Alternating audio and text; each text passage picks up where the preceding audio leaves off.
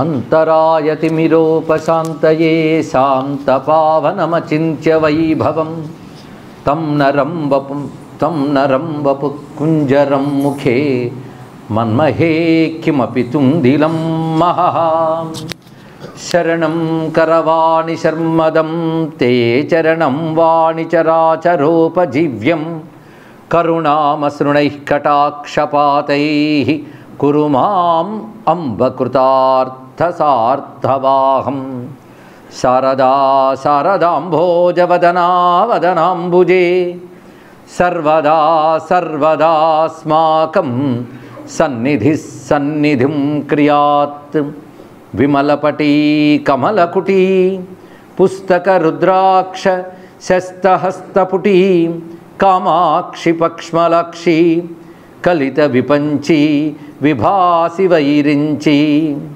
వాగర్థావివ సంపృక్తౌ వాగర్థ ప్రతిపత్తయే జగతః పితరౌ వందే పార్వతీ పరమేశ్వరౌ గురవే సర్వలోకానాం భిషజే భవరోగిణాం నిధయే సర్వవిద్యానాం దక్షిణామూర్తయే నమః నారాయణ సమారంభాం వ్యాసశంకరమధ్యమాం అస్మదాచార్యపర్యంతాం వందే గురుపరంపరాం నారాయణం నమస్కృత్య నరం చైవ నరోత్తమం దేవీం సరస్వతీం వ్యాసం తతో జయముదీరయేత్ యజ్ఞేశ అచ్యుత గోవింద మాధవ అనంత కేశవ కృష్ణ విష్ణో హృషీకేశ వాసుదేవ నమోస్తుతే శ్రీవాసుదేవ నమోస్తుతే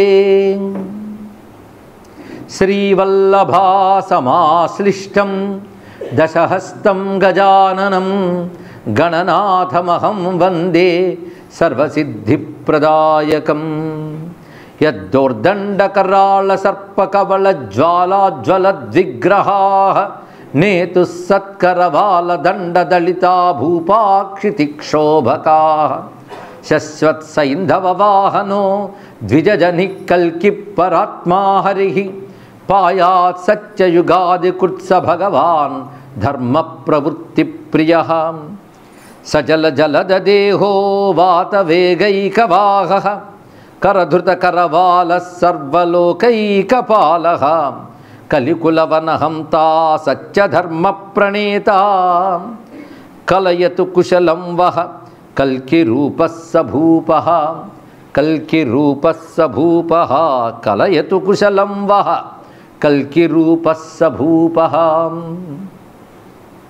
శివాయ గురవే నమః శివాయ గురవే నమః శివాయ గురవే నమః శ్రీమాత్రే నమః శ్రీమాత్రే నమః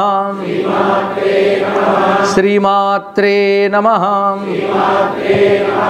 శ్రీ విష్ణురూపాయ నమః శివాయ శ్రీ మహాగణపతయే నమః శ్రీ మహాగణపతయే నమః శ్రీ మహాగణపతయే నమః శ్రీకృష్ణ శరణం మమ శ్రీకృష్ణ శరణం మమ శ్రీకృష్ణ శరణం మమ నమో మహద్భ్యో ఋషిభ్యో గురుభ్యో నమః సిద్ధలక్ష్మి వల్లభాంబ సమేతుడైన శ్రీ మహాగణపతి స్వామి నవరాత్రోత్సవాల్లో సప్తమ దివసం నాడు 6వ ప్రవచనాన్ని పురాణ సేవామవధారయ అని సమర్పించుకుంటూ నేను రోజున కల్కి పురాణాంతర్గతమైన కథలో విశేషించి కల్కి తపస్సు చేత సంపాదించిన వేదరూపమైన శుకము పద్మావతి వద్దకు రాయబారానికి వెళ్ళి కల్కి గురించి తెలియజేసినది. అదేవిధంగా పద్మావతి ద్వారా విష్ణు పూజా విధానాన్ని విష్ణు ధ్యాన విధానాన్ని విని సంతోషించినది. దీన్ని బట్టి పద్మావతికి విష్ణువుపై ఉన్న అచంచల భక్తిని తెలుసుకుని దాన్ని తిరిగి వచ్చి కల్కికి చెప్పగానే శృత్వేతి వచనం కల్కి సుఖేన సహితో ముదాహ జగామ త్వరితోస్వేన శివదత్తేన తన్మనాహ. వెంటనే కల్కి సుఖసహితంగా అశ్వారూఢుడై, ఏ అశ్వం అంటే శివదత్తేన అశ్వేన, శివుడిచ్చినటువంటి అశ్వము గారుడము ఆయన దేవదత్తం అనే అశ్వాన్ని అధిరోహించి ఆయన చేరుకున్నాడు సింహళ ద్వీపానికి. వెళ్ళినప్పుడు ముందు ఆ సింహళ ద్వీపంలో వివిధములైన పతాకములు తోరణములు అన్నీ చూస్తూ వెళుతూ ఒక అద్భుతమైన సరోవరం దగ్గర ఆగి, నేను ఈ సరోవరం దగ్గర ఉంటాను అన్నట్టు చిలకతో. ఆ మాటను అర్థం చేసుకుని సరోవరం వద్ద ఉన్న ఈయన వద్దకు తీసుకురావాలి పద్మావతి అన్న విషయాన్ని తెలుసుకుని అక్కడి నుంచి బయలుదేరిన చిలక పట్టణంలోకి. ఆ సరోవరం ఎంత అందంగా ఉందంటే అక్కడ స్నానం చేసి స్వామి ఆ ఒడ్డున విశ్రాంతి తీసుకుంటున్నాడు కల్కి భగవానుడు. పైగా ఆ సింహళ ద్వీపం రాజధాని నగరం కారుమతీపురము అని చెప్పబడుతున్నది. ఇక్కడ ఈ కారుమతీపురంలో ఆ సరస్సు వద్ద ఆయన ఉన్నాడు. అప్పుడు పద్మావతిని చేరి సుఖం విషయాన్నతని తెలియజేసింది. తత్సందేహసమిహ ప్రయాణమధున గత్వాస కీరోవదత్, కీరహ అవదత్. చిలక చెప్పినది, కల్కి సరోవరాభ్యాసే జలాహరణవర్త్మని స్వచ్ఛ స్ఫటిక సోపాని. ఆ సరోవరం ఎంత అందంగా ఉంది ఇక్కడ వర్ణిస్తున్నారు. స్వచ్ఛ సమానమైన స్ఫటిక సమానమైన స్వచ్ఛ సోపానములతో అది ప్రకాశిస్తున్నది. రమ్యమైనటువంటి ఉద్యానవనాల ప్రక్కనున్నాయి. సాద్వలములు అంటే పచ్చిక బయళ్ళు ఉన్నాయి. అలాంటి చోట ఆయన కూర్చునున్నాడు. అప్పుడు పద్మావతి వద్దకు వెళ్ళినది చిలుక. ఆ వెళ్ళినప్పుడు పద్మావతి కల్కి గురించి విన్న దగ్గర నుంచి ఆయనకే మనస్సు అర్పితమే అదే చింతన చేస్తూ ఉన్నటువంటి ఆమె వద్దకు వెళ్ళి పలకరించింది. వచ్చావా, నువ్వు వెళ్ళిన దగ్గర నుంచి నాకు తాపం పెరిగిస్తుమా, నాకు రకరకాల శైత్యోపచారాలు చేస్తున్నారు చెరికత్తెలందరూ కూడా, కానీ నా తాపం ఆరట్లేదు. నువ్వు వచ్చేవు, ఏ విధంగా నా తాపం పోతుంది, ఔషధం చెప్పగలవా అని చిలుకను అడిగింది పద్మావతి. అప్పుడు చిలుక అంటేనే చాటుగాథ ప్రియోక్తి అంటాడు కాళిదాసు. ఆ చిలుక చాటుగాథలు చెప్పడంలో నేర్పరిట. చాటుగాథ అంటే చాటుగా చెప్పడం కాదు, నేర్పరితనంతో మాట్లాడడం అని అర్థం ఇక్కడ చాటు అనే మాటకి. ఆ నేర్పరితనంతో చెప్తున్నది. రసాయనం ఒకటి ఉన్నది, ఆ రసాయనం నీకు లభిస్తే ఈ బాధ పోతున్నది అన్నక్కడ. రసాయనం అంటే ఆయుర్వేదంలో ఒక ప్రక్రియ. మామూలుగా మనం కెమికల్గా రసాయనం అంటాం, కానీ రసాయనం అనేది ఒక ఔషధ ప్రక్రియ. దాన్ని కొన్ని రకాల ప్రత్యేక మూలికలతో కొంతకాలం చేస్తారు. ఈ రసాయనం జరామరణాలను పోగొడుతుందంటారు. రామ రసాయన తుమ్రే పాస, ఆ ఉద్దేశంతోనే రసాయన అనే శబ్దం వాడారు అక్కడ తులసీదాస్. రసాయనం అనేటువంటి మాట ఆయుర్వేద పరిభాష. చిలక చెప్తోంది, ఒక రసాయనం ఉన్నది అంటే ఆ రసాయనం నాకెక్కడ దొరుకుతుంది అంటే అంత తేలిగ్గా ఎవరికీ దొరకదులే అని కూడా చెప్తున్నది చిలక. రసాయనం దుర్లభమే సులభంతే, అది అయితే నీకు సులభంగా లభిస్తుంది సుమా. ఎందుకంటే శివాశ్రమం నాకు ఆశ్రమం ఉంది, అక్కడ రసాయనం ఉంది. ఎక్కడా దొరకని రసాయనం ఉంది. అదేంటంటే సరస్సు తీరంలో ఉన్న వనం పేరు శివాశ్రమం. అక్కడున్నది ఆ రసాయనం, అక్కడికి వెళదాం పదా అనగానే ఒక్కసారి అవునా అంటే నీ భాగ్యవశాత్తు రసాయనం అక్కడికి వచ్చి ఉన్నది, నువ్వు రావాలి అనగానే అప్పటికప్పుడు పల్లకీలో బయలుదేరుతున్నది పద్మావతి. ఎలాంటి పల్లకీలో బయలుదేరుతున్నదంటే ఆమె చెలికత్తులు 8 మంది ఉన్నారు. అంటే ఒక విధంగా అష్టసఖులు అష్టలక్ష్ములు మహాలక్ష్ములు కొలుచుకుంటున్నటువంటి వారు. వాళ్ళ పేర్లు చెప్తున్నారు ఇక్కడ. విమల, మాలిని, లోల, కమల, కామకందళ, విలాసిని, చారుమతి, కుముద ఇత్యష్టనాయికా. 8 మంది సఖులతో సఖ్యయేతా మతాస్తాభిర్ జలక్రీడార్థముజ్యత, వాళ్ళతో కలిసి ఈమె బయలుదేరుతున్నది. ఎదురుగా స్త్రీలు పల్లకి మోస్తున్నారు ఆమెకి. ఆ మోస్తున్న స్త్రీలు ఎలా ఉన్నారు అని కూడా చక్కగా చెప్తూ, నివారితాం తాం శిబికాం వహంత్యో నార్యోతి మత్తా బలవత్తరాశ్చ. స్త్రీల్లో కొంచెం బలిష్ఠులైన స్త్రీలు ఆమె యొక్క శిబికని మోస్తున్నారు. పద్మాసుకోక్త్యా తదుపర్యుపస్థా జగామతాభి పరివారితాభి. అక్కడ మొత్తం ఉన్నది ఏంటంటే పురుష స్పర్శ లేనటువంటి స్థితి అది. అక్కడ అంటే పురుషులు ఎవరు లేరు, స్త్రీలే పల్లకి మోస్తున్నారు, స్త్రీలే సేవకులుగా ఉన్నారు.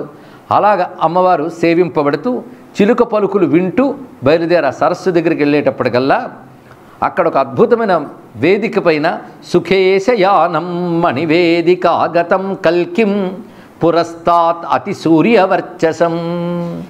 సూర్యవర్చస్సును కూడా అతిక్రమించిన కాంతితో ప్రకాశిస్తున్నటువంటి పరమపురుషుని చూసి ఆ తేజస్సు చూడగానే ఆశ్చర్యచకితురాలే 2 చేతులు దోయిల నుంచి దూరం నుంచి నమస్కరిస్తుంది.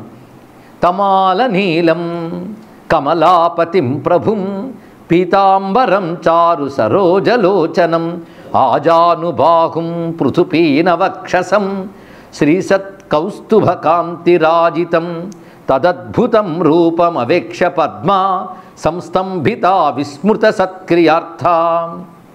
పైగా ఆయన ఆదిశేషుడు పర్యంకంపై నిద్రించుతున్నప్పుడు ఎలా ఉంటాడో అలా ఉన్నట్టు అక్కడ ఉన్నటువంటి వేదికపై. పైగా నిద్ర నటిస్తున్నాడు, విశ్రాంతిగా నిద్రిస్తున్నట్లుగా.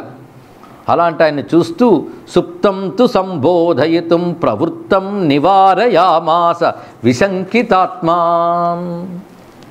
ఆయన లేపడానికి పెడుతున్న సుఖాన్ని కూడా ఆపిందిట, లేపకు అని. అలా నిద్రిస్తున్నాడు. పైగా నేను ఇప్పుడు కానీ ఆయన చూస్తే ఆయన నన్ను చూస్తాడు, నన్ను చూస్తే స్త్రీగా మారిపోతాడా? మళ్ళీ సందేహం వచ్చింది. పైగా ఒక మాట మళ్ళీ శివుడు చెప్పాడు, నారాయణుడైతే మారడు అని, ఇంకే పురుషుడైనా మారతాడు, కానీ ఇది స్త్రీగా మారకూడదు అని ప్రార్థన చేసుకుందిట. ఎంత చెప్పినా శంక ఉంటుందండి. మానవ దేహంతో ఉన్నప్పుడు ఆ శంకలు ఉంటూ ఉంటే పెద్దలు చెప్పినా నమ్మకం కలగడం అంత తేలిక కాదు. అందుకే శంక ఎక్కడో ఉంది. అది కదాచి దేశోతి బలోతి రూపే మద్దర్శనా స్త్రీత్వముపైతి సాక్షాత్. ఇలా అనుకుంటూ ఉండగా ఒక్కసారి ఆయన కళ్ళు తెరిచి ఈమె ఆలోచన నుంచి తేరుకునే లోపలే సమీపానికి వచ్చాడు. ఎదురుగా పరమపురుషుడు కనబడ్డాడు, స్త్రీగా మారలేదు. కనుక నారాయణుడే నిశ్చయానికి వచ్చినది. అప్పుడు స్వామి చాలా రసరమ్యంగా సంభాషిస్తూ నిన్ను మనస్సులో ధ్యానించి ఇక్కడికి వచ్చాను అని చెప్పగానే ఒక్కసారిగా ఆమె తలవాల్చి వంగి ఆయన పాదాలకు నమస్కారం చేసింది. ఇక్కడ ధన్యాహం కృతపుణ్యాహం తపోదాన జపవ్రతై త్వాం ప్రతోష్య దురారాజ్యం లబ్ధం తవ పదాంబుజం. నేను ధన్యురాలను, ఎన్నో పుణ్యములు చేసిన దానను.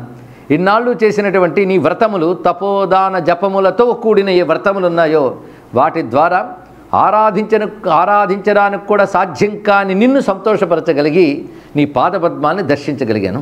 ఒక్కసారి నువ్వు అనుమతిస్తే నీకు నమస్కారం చేసుకుని ఇంటికి వెళతాను అన్నది. ఇక్కడంతే. ఆజ్ఞాంకురు పదాంభోజం తవ సంస్పృశ్య శోభనం భవనం యామి రాజానం ఆఖ్యాతుం స్వాగతం తవ. మా తండ్రికి చెప్తాను, రాజుగారు నిన్ను స్వాగతించి పిలవాలి. ఆ మర్యాద అంత చక్కగా పాటించి ఇతి పద్మా రూప సద్మా గత్వా స్వపతిరం రూపం ప్రోవాచ ఆగమనం కల్కే విష్ణోరంసస్య దౌత్యకై. తిరిగి తన కోటకు చేరుకుని కల్కి సాక్షాత్ నారాయణ స్వరూపుడు వచ్చాడు అన్న విషయం తెలియజేసింది. ఎందుకంటే శివుడు చెప్పిన మాటలు ఆయనకే తెలుసు. ఏ పురుషుడైనా కాముక దృష్టితో చూస్తే స్త్రీగా మారిపోతున్నాడు. కాముక దృష్టి లేనిది పత్నిగా చేపట్టలేడే ఒక్కడు. అందుకు ఏ విధంగానే సమస్య అని ఉండిపోయింది. నారాయణుడు భూమి మీద వస్తాడని శివుడు చెప్పాడు అంటే ఇలాంటి ఆధ్యాత్మిక అనుభూతులు ఎంతవరకు ప్రమాణమనే సందేహం ఉంటూ ఉంటుంది. కానీ ఇప్పుడు ఆయన వచ్చాడు, ఈ కల్కి కనబడ్డాడు అనగానే మహానంద పరవశుడై ప్రధానంగా తన యొక్క పురోహితులని పండితులని తన కుటుంబ సభ్యుల్ని తీసుకుని పురోధసా బ్రాహ్మణైశ్చ పాత్రైర్మిత్రైః సుమంగళైః వాద్యతాండవగీతైశ్చ పూజాయోజనపానిభిః జగామానయతుం కల్కిం సార్థం నిజజనై ప్రభుః మండయిత్వా కారుమతీం పతాకా స్వర్ణతోరణై. తన రాజధాని నగరమైన కారుమతి నగరాన్ని అప్పటికప్పుడు చక్కగా అలంకరింపజేసి బ్రాహ్మణులతో మిత్రులతో కుటుంబ పరివారంతో సుమంగళులతో కలిసి మంగళ వాదములతో సహా స్వామిని ఎదుర్కొనడానికి స్వాగతం పలకడానికి వెళ్ళాడు. అక్కడ జలాశయం వద్ద ఉన్న విష్ణు యశస్సుతుని చూసి మణివేదికయాసేనం భువనైక గతిం పతిం. అక్కడున్నవాడు ఆ సరస్ తీరంలో ఉద్యానవనంలో మణివేదికపై ఉన్నటువంటి భువనైక గతిం పతిం, భువనములన్నిటికీ కూడా ఒక్కడే గతి అయినటువంటి వాడు, పతి అయినటువంటి ఆ స్వామిని చూసి ఆనందపరచుడయ్యాడు. ఆ శరీరం ఎలా ఉన్నదంటే ఘనోపర్యథ శోభంతే రుచిరాణ్యహో విద్యుదింద్రాయుధాధీని తథైవ భూషణాన్యుత. ఒక అనేక రకాల అలంకారాలతో ఉన్నాడు ఆయన. దట్టమైన మబ్బు మీద ఇంద్రధనువు మెరుపు కూడా ఒకేసారి నిలబడి కాసేపు కనబడితే ఎలా ఉంటుందో అలా ఉన్నట్టు స్వామి ఇక్కడ. అలాంటి శోభాయమాన కాంతితో ప్రకాశిస్తున్నాడు. దదర్శ పురతో రాజా రూపశీల గుణాకరం సాశ్రుహు సపులకః శ్రీశం దృష్ట్వా సాధు తమర్చయత్. ఆయన చూడగానే ఒళ్ళు పులకించి పరవశుడి ఎందుకు విష్ణు సందర్శనం జరిగిన ఆనందంతో స్వామితో చెప్తున్నాడు, స్వామి మీ యొక్క రాక మానవుల బుద్ధికి కూడా అందదు, మీ స్వరూపం కూడా గోచరించేది కాదు, విచారణతో తెలుసుకుందామన్నా అందేది కాదు. ఇక్కడ అంటే విచారణకు కూడా లభ్యుడువు కావు నువ్వు, అంటే బుద్ధికి కూడా అతీతుడైనటువంటి వాడువు. ఈ పరిస్థితి ఎలా ఉందంటే మాంధాతృ చక్రవర్తికి యదునాథుడైన మాంధాతృ చక్రవర్తి యొక్క పుత్రునికి యదునాథుడు కనబడినప్పుడు ఒక్కసారి ఈయన విష్ణువా అని ఎలా సందేహం కలిగిందో నిన్ను చూడగానే నాకు అలా సందేహం కలిగిందయ్యా అన్నాడు ఇక్కడ. అంటే మాంధాతృ చక్రవర్తి పుత్రుని ముచుకుందుడికి తనంత తానే కృష్ణుడు అక్కడికి వెళతాడు. తర్వాత కాలయవనుడు ముచుకుందుడి కంటి చూపుతో దగ్ధమైన తర్వాత కృష్ణుడు కనబడగానే ఈయన ఎవరు శంకలోకి వెళ్తాడు. ఎదురుగా కనబడుతున్నాడు విష్ణువు అయినప్పటికీ ముచుకుందుడికి ఎలా శంక కలిగిందో నిన్ను చూసాక నాకు అలాగే శంక కలిగింది. అతడికి ఎలా తీరిపోయిందో నాకు అలా తీరిపోయిందని భావం దీనిలో ఉన్నది ఇక్కడ అని ఆ మాట గుర్తు చేసినప్పుడు మాటికి మనకి గత కృష్ణ కథని గుర్తు చేస్తూ కల్కి కథను నడపడం ఈ పురాణంలో ఉన్న ప్రత్యేకత. యథా మాంధాతృపుత్రస్య యదునాథేన కాననే ఇత్యుక్త్వా ఈ విధంగా చెప్పాక అప్పుడు చక్కగా స్వాగతం పలికి తన నగరానికి తీసుకెళ్ళి అలంకరించిన వేదికపై కన్యాదానం చేశాడు. ఇక్కడ అమ్మవారి నుంచి కన్యాదానం చేశాడు. పద్మాం పద్మపలాసాక్షీం పద్మనేత్రాయ పద్మినీం పద్మజాదేశత పద్మనాభాయాదాద్యథాక్రమం. ఒక్క అనుష్టుపులు ఎంత అందమైన పదాలు పెట్టాడు. పద్మాం పద్మపలాసాక్షిం, పద్మములు వంటి నేత్రములు కలిగిన పద్మ అనబడే ఆమెను పద్మనేత్రాయ, పద్మనేత్రుడైన విష్ణువుకి అపద్మినీం, అపద్మినైన మహాలక్ష్మిని పద్మజాదేశత, పద్మజుడైన బ్రహ్మదేవుని యొక్క ఆదేశం చేత ఆ పద్మనేత్రుడైన పద్మనాభాయ ఆదాద్ యథాక్రమం, పద్మనాభుడికి యథాక్రమం అంటే శాస్త్రవిధిని అనుసరించే ఇచ్చాడు. ఇక్కడ ఇది శాస్త్రవిధే.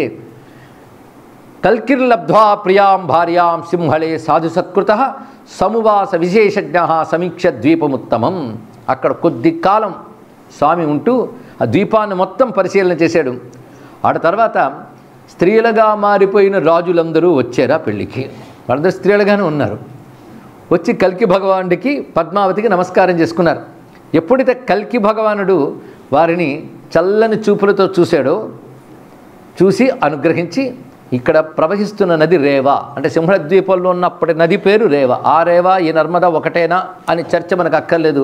సింహళ ద్వీపంలో రేవా నది ఉంది అని చెప్పబడుతున్నది. అందులో స్నానం చేశారండి అన్నాడు ఇక్కడ. రేవా స్నానాత్, రేవా స్నానం చేసి ఎప్పుడైతే బయటకు వచ్చారో వెంటనే పునఃపుంస్త్వం సమాపన్నాహ, మళ్ళీ అందరూ పురుషులుగా మారిపోయారు. ఇక్కడ ఆశ్చర్యచకుతులు తమను తాము చూసుకున్నారు. ఇప్పుడు ఎదురుగా కనబడుతున్నది జగన్మాత పితలు, వాళ్ళలో ఇంకొక భావం కలిగే అవకాశం లేదు. నారాయణ అనుగ్రహం చేత వారు ఉభయులని మాతాచ మాధవీదేవి మహాలక్ష్మీదేవిని తల్లిగా, కల్కిని తండ్రిగా చూసి నమస్కారం చేసుకుంటున్నారు. పద్మా కల్కీ గౌర కృష్ణౌ విపరీతాంతరావుభౌ బహిస్ఫుటౌ నీలపీతవాసో వ్యాజేన పశ్యతు. అక్కడ ఎలా ఉన్నదంటే తెలుపు నలుపు ఎదురుగా నిలబడ్డట్టున్నాయి అన్నారు. ఇక్కడ పద్మాదేవి తెల్లనిది, ఈ నల్లనివాడు గౌర కృష్ణవు, తెల్ల నల్ల ఎలా ఉన్నారు వీళ్ళిద్దరూ. ఆ రెండు మళ్ళీ ఇటువంటి వ్యత్యస్తమైనట్లుగా నల్లనివాడేమో బంగారు వస్త్రం కట్టుకున్నాడు, ఈ బంగారు తల్లేమో నీలాంబరము ధరించింది. ఇక్కడ అలా ఇద్దరూ ప్రకాశిస్తూ ఉన్నారు. ఇక్కడ బహిస్ఫుటవు నీలపీతవాసవు వ్యాజేన పశ్యతు దృష్ట్వా ప్రభావం కల్కేస్తూ. అయితే మేము రేవా నదిలో స్నానం చేయడం వల్ల పురుషులుగా మారేమని భ్రాంతి చెందలేదు వాళ్ళు. కల్కి భగవానుడు అనుగ్రహం వల్లనే మాకు మా పుంస్తం వచ్చింది అని తెలుసుకుని కల్కిని ఉద్దేశించి అద్భుతమైన స్తోత్రం చేస్తున్నారు. ఈ స్తోత్రం విని ధన్యులమోదాం. ప్రతిదీ వ్యాఖ్యానిస్తే ఇంక 2 పూట్లు కూడా కష్టమే. ఈ స్తోత్రం అంతా కూడా స్వామి అవతారములన్నీ స్తుతిస్తూ కల్కి అవతారంతా పూర్తి చేస్తున్నారు. జయ జయ నిజమాయయా కల్పితాశేష విశేష కల్పనా పరిణామ జలాప్లుతలోకత్రయోపకరణమాకలయ్య మనుమనిశమ్య పూరితమవిజనావిర్భూత మహామీన శరీరా త్వం నిజకృత ధర్మసేతు సంరక్షణ కృతావతార. మొదట సంబోధనే నిజమాయయా కల్పిత అశేష విశేష కల్పనా పరిణామ. నీ యొక్క మాయతో అనంతమైన ఈ జగత్తును కల్పించినటువంటి వాడా అని చెప్పి అవతారాల మొదటిది జలాప్లుత లోకత్రయోపకరణం, నీటిలో మునిగిపోయిన ముల్లోకాలికి ఉపకరించేటువంటి వేద విద్యని ఉద్ధరించిన మీన శరీరా త్వం నిజకృత ధర్మసేతు సంరక్షణ కృత అవతార. ధర్మసేతువుగా అవతరించిన అవతారం అది. పునః ఇహ.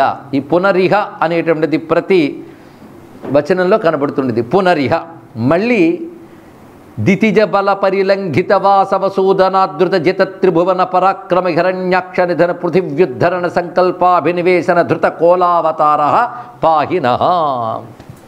హిరణ్యాక్షుని చేత భూమి ఇబ్బందికి గురైనప్పుడు అవతరించి ఉద్ధరించిన వరాహస్వామి నీకు నమస్కారము. అయితే మన మత్స్యం తర్వాత కూర్మం రావాలి కదా, వరాహం వచ్చింది ఏంటంటే కొంచెం భాగవతం పట్టుకుంటే శ్వేత వరాహ కల్పం కనుక వరాహస్వామిని చెప్పడం సమంజసమే. పునరిహ జలధిమదనాదృత దేవదానవగణ మందరాచలానయన వ్యాకులితానాం సాహాయేనాదృత చిత్త పర్వతోద్ధరణ అమృతప్రాసన రచనావతార కూర్మాకార ప్రసీద పరేశ త్వం దీన నృపాణాం. కూర్మాకారమైన పరేశ్వరుడా, దీనులైన ఈ రాజులను నువ్వు అనుగ్రహించు. పైగా ఇక్కడ పర్వతోద్ధరణ అమృతప్రాసన రచనావతార అని చెప్పారు. ఇక్కడ పర్వతాన్ని ఉద్ధరించడం, అమృతాన్ని త్రాగించడం, ఈ రెండు పనులు చేసిన కూర్మావతార అంటే జగన్మోహన్ అవతారం కూడా స్మరించబడింది ఇక్కడ. పునరిహ త్రిభువన జైనో మహాబల పరాక్రమస్య హిరణ్యకశిపోరర్ధితానాం దేవవరాణాం భయభీతానాం కళ్యాణాయ దితిసుతవధ ప్రేప్సుర్బ్రహ్మణో వరదానాదవధ్యస్య న శస్త్రాస్త్ర రాత్ర దివా స్వర్గమర్త్యపాతాళతలే దేవగం ధర్వకిన్నర నదనగైరి నగైరితి విచింత్య నరహరి రూపేణ నఖాగ్ర భిన్నోరుం దష్టదంతఛదం త్యక్తాసం కృతవానసి. ఇందులో వాడిన సమాసాలు కానీ చెప్పిన విషయం కానీ చాలా చక్కగా ఉన్నాయి. న శస్త్రాస్త్ర రాత్ర దివా స్వర్గమర్త్యపాతాళతలే దేవగం ధర్వకిన్నర నదనగైరితి విచింత్య. ఈ రాక్షసుడు శస్త్రముల చేత కానీ అస్త్రముల చేత కానీ రాత్రి కానీ పగలు కానీ స్వర్గమర్త్యపాతాళ వాసుల చేతలు కానీ దేవగంధర్వ కిన్నరాదుల చేత కానీ సంహరింపబడ్డడు అని తెలుసుకున్నవాడి తన నఖములతో చీల్చి చెండాడిన నరసింహస్వామి నీకు నమస్కారము. పునరిహ త్రిజగజ్జయనో బలేహే సత్రే శక్రానుజో వటువామనో దైత్య సమ్మోహనాయ త్రిపద భూమి యాత్నాచ్చలేన విశ్వకాయస్తదుత్సృష్ట జల సంస్పర్శ వివృద్ధ మనోభిలాషస్త్వం భూతలే బలే దౌవారికత్వం అంగీకృతమిచితం దానఫలం. బలిచక్రవర్తి కథ అని చెప్పారు. అయితే ఇక్కడ చెప్తున్న అందం ఏమిటంటే ఆ జల సంస్పర్శ మాత్రం చేతనే ఒక్కసారి పెరిగిపోయిన నువ్వు ఆ బలికి దానఫలం వెంటనే ఇచ్చేవయ్యా అన్నాడు. దానం ఇచ్చిన బలికి ఫలం ఇచ్చేట. దానానికి ఫలం కూడా ఉంటుంది. అంటే దానం ఇచ్చి ఇంకోటి పుచ్చుకోవడం తప్పు, దానం ఇచ్చిన వాడికి. కానీ దానానికి ఫలం భగవంతుడు ఇస్తున్నాడు. ఎలా ఇచ్చారంటే దౌవారికత్వం అంగీకృతం ఉచితం దానఫలం. ఆ బలిచక్రవర్తిని రసాతలంలో ఉంచి ఆయనకు ద్వారపాలకుడుగా ఉన్నవే అది ఆయనకి ఇచ్చిన దానఫలం. ఈ విధంగా బలిచక్రవర్తిని అనుగ్రహించిన వామన. పునరిహ హైహయాది నృపాణం అమితబల పరాక్రమాణం నానామదోల్లంఘిత మర్యాదా వర్త్మనాం నిధనాయ భృగువంశతో జామదగ్నియ పితృహోమధేనుహరణ ప్రవృద్ధమన్యువసాత్ త్రిసప్తకృత్వ నిక్షత్రియాం పృథివీం కృతవానసి పరశురామావతార అని పరశురామావతారకు నమస్కారం చేసి పునరిహ పులస్య వంశావతంసస్య విశ్రవసపుత్రస్య నిచాచరస్య రావణస్య లోకత్రే తాపనస్య నిధన మురరీకృత్య రవికులజాత దశరథాత్మజో విశ్వామిత్రాదస్త్రాణ్యుపలభ్య వనే సీతాహరణ వసాత్ ప్రవృద్ధమన్యున అంబుదిం వానరైర్నిభజ్య సగణం దశకంధరం హతవానసి రామావతార. వచనంలో అత్యద్భుతమైన వీటి అందం చెప్తూ కవితా సౌందర్యం చెప్తుంటే సమయం పడుతుంది, కానీ శబ్దజాలం చేత మాత్రమే హాయిగా అర్థమవుతున్న రచన ఇది ఇక్కడ. అటు తర్వాత పునరిహ యదుకుల జలధి కళా నిధి సకల సురగణ సేవిత పాదారవింద ద్వంద్వ వివిధ దానవదైత్యదన్న లోకత్రే దురితతాపనో వసుదేవాత్మజ కృష్ణ రామావతారో బలభద్రశ్చ త్వమసి. కృష్ణుడిగా వచ్చావు, హంసావతారంగా బలభద్రుడిగా వచ్చినవాడు నువ్వు. పునరిహ విధికృత వేద ధర్మానుష్ఠాన విహిత నానాదర్శన సంఘృణ సంసార కర్మత్యాగ విధినా బ్రహ్మాభాస విలాస చాతురీ ప్రకృతి విమాన నామ సంపాదయన్ బుద్ధావతారస్త్వమసి. దశావతారాల్లో చెప్పబడ్డ బుద్ధిని కూడా ప్రస్తావన చేశారు. వైదిక కర్మానుష్ఠానం ఏదైతే ఉన్నదో దానిని ఒకానొక ప్రయోజనం కోసం నిరసించి ప్రాణిహింసను మాంచుట అనేటటువంటి నెపం పెట్టి నిందసి యజ్ఞ విధే రహస్రుతి జాతం అని అంటాడు జయదేవుడు. అహహ అంటే ఆశ్చర్యం. యజ్ఞ విధుల్ని నిందించేవయ్యా వేదం చెప్పిన దాన్ని అంటే యజ్ఞముల్లో హింస మొదలైన వాటిని నిరోధించు. అప్పటికది అవసరమైంది.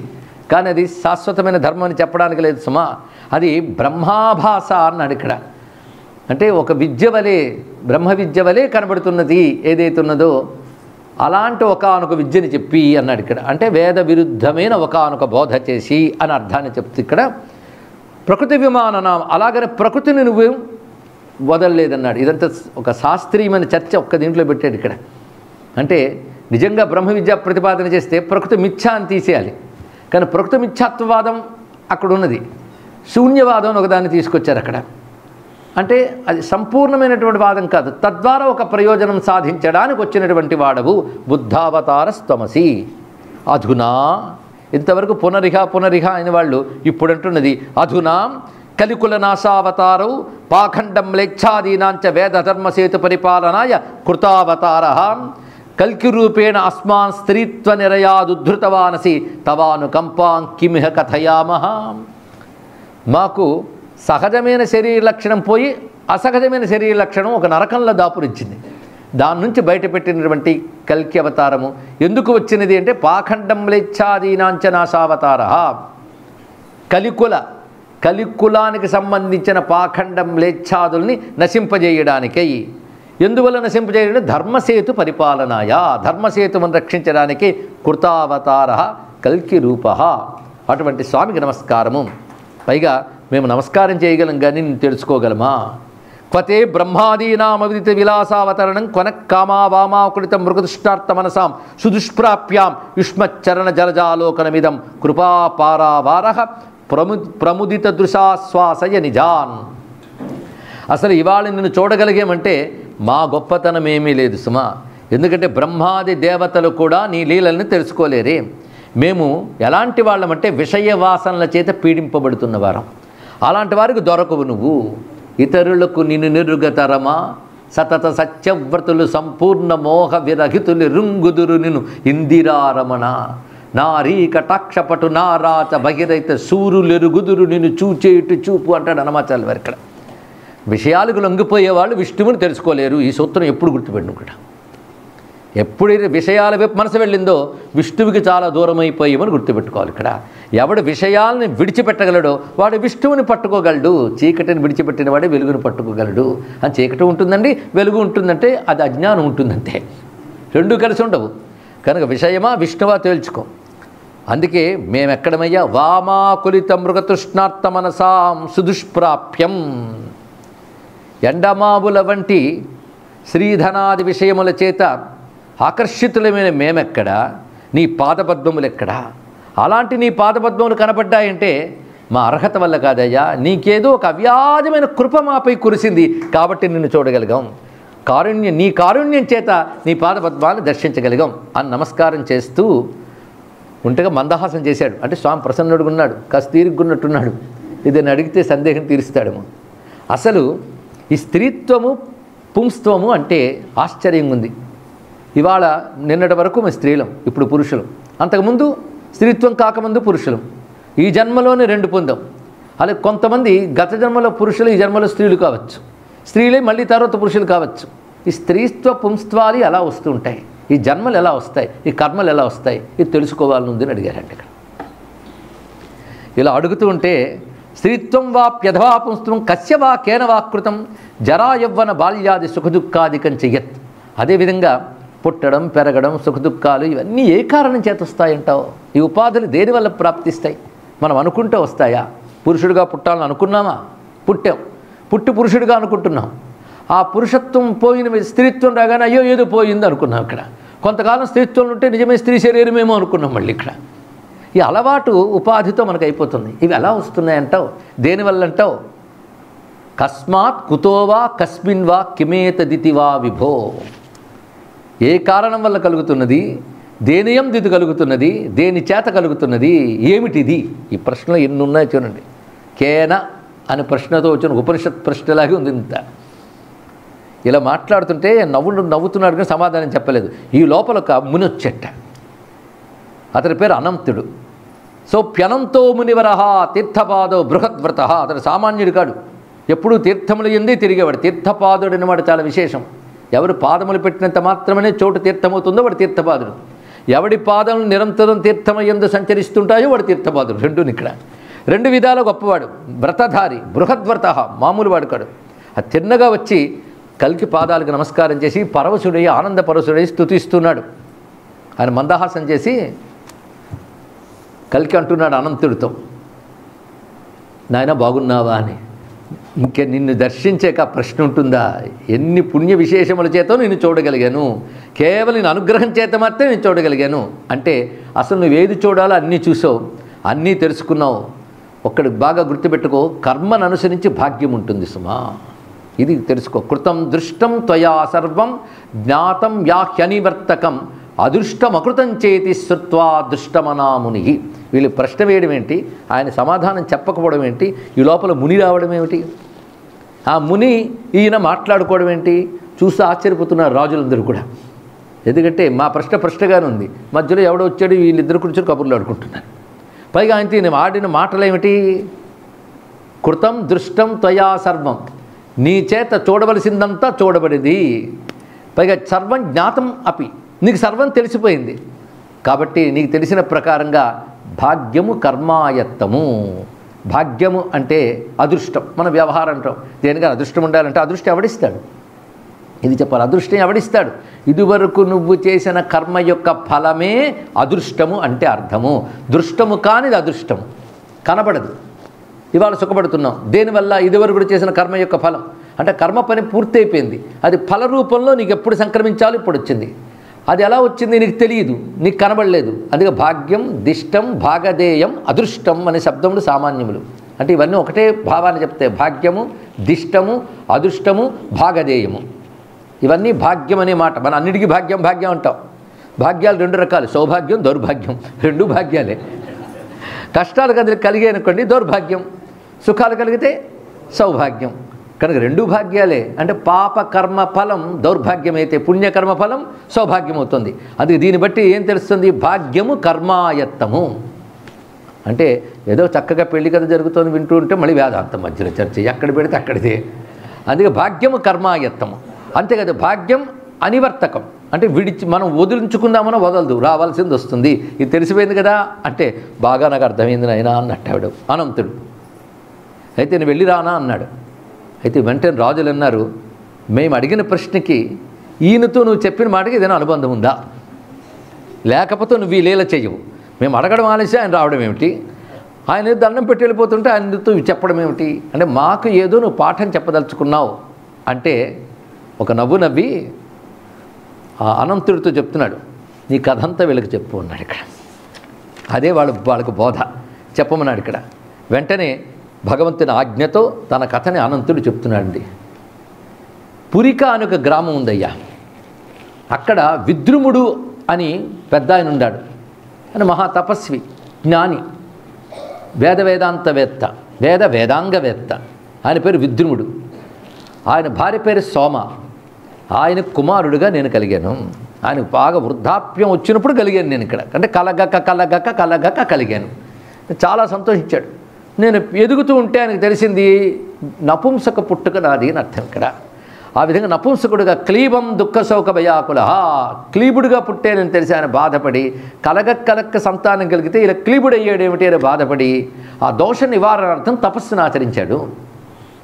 శివుని ఉద్దేశించి ఆయన తపోనిష్టలో బహువ్రతములు ఆచరిస్తే శివానుగ్రహం వల్ల నాకు పుంస్త్వం వచ్చింది అన్నాడు. అంటే ఎవరికి? అనంతుడికి, విద్రుముడి కొడుకు అయినటువంటి అనంతుడికి. వచ్చిన తర్వాత కొంతకాలానికి యజ్ఞరాతుడు అనేటువంటి ఆయన యొక్క పుత్రికనిచ్చి నాకు వివాహం చేశారు. నేను ఆమెను భార్యగా పొంది గృహస్థాశ్రమంలో ప్రవేశించి గృహస్థాశ్రమంలో చేరినప్పుడు సహజంగా లభించే లక్షణం గృహస్థ స్త్రీవశోభవం. ఆమెకు వశుడినే ప్రవర్తించాను. అలా జరుగుతుంటే కొంతకాలానికి మా నాన్న అమ్మ నన్ను చూసి సంతోషించారు. పిల్లవాడు కలిగాడు, తర్వాత ప్రయోజకుడు అయ్యాడు, అది సంతోషం. నాకు సంతానం కలిగారు. ఇలా ఉంటే మా అమ్మ నాన్న మరణించారు కొంతకాలానికి. నేను పితృవియోగం తట్టుకోలేకపోయాను, చాలా బాధ కలిగింది. ఆ పితృవియోగ బాధ, అంతవరకు గృహస్థుణ్ణి కుటుంబంతో పడుతూ ఉన్న నాకు పితృవియోగంతో ఒక బాధ కలిగి ఒక వైరాగ్యం వచ్చింది. అదృష్టవశాత్తు ఆ వైరాగ్యం నాకు విష్ణు భక్తిని కలిగించింది. పిత్రోర్వియోగ తప్తోహం విష్ణు సేవాపరోభవం. ఆ విష్ణు భక్తితో ఉన్నాను. పైగా నాకు తెలుస్తోంది నా పూజకు విష్ణువు సంతోషిస్తున్నాడని. జప పూజ ఇవే చేస్తూ ఉన్నాను. చేస్తూ ఒకటి అనిపించింది, ఇదంతా మాయా, పుట్టడం పెరగడం తల్లి తండ్రి ఇదంతా మాయా అని నాకు అనిపించింది. ఎందుకంటే భగవద్ ఆరాధన చేయడం వల్ల నాకు కాస్త వివేక వైరాగ్యాలు కలిగాయి. ఇదంతా క్రమం తెలుసుకోవాలి ఇక్కడ. పైగా వైరాగ్యం వల్ల భక్తుడయ్యాడు. మళ్ళీ సకామ భక్తి కూడా కాదు ఇక్కడ. పితృవియోగ జనిత వైరాగ్యం చేత విష్ణువు పట్ల భక్తి కలిగినటువంటి ఈయనకు అయం పితేయం మాతేతి మమతాకుల చేతసాం. ఒకసారి అలా చేస్తూ ఉంటే ఒక మాట వినబడిందిట, విష్ణువు పలికిన మాట వలె. ఏమిటంటే, నా తండ్రి నా తల్లి నా వాళ్ళు అంటూ ఏర్పరచుకున్న మమకారాలన్నీ కూడా మాయా వికారములు సుమా అని బోధ వచ్చింది.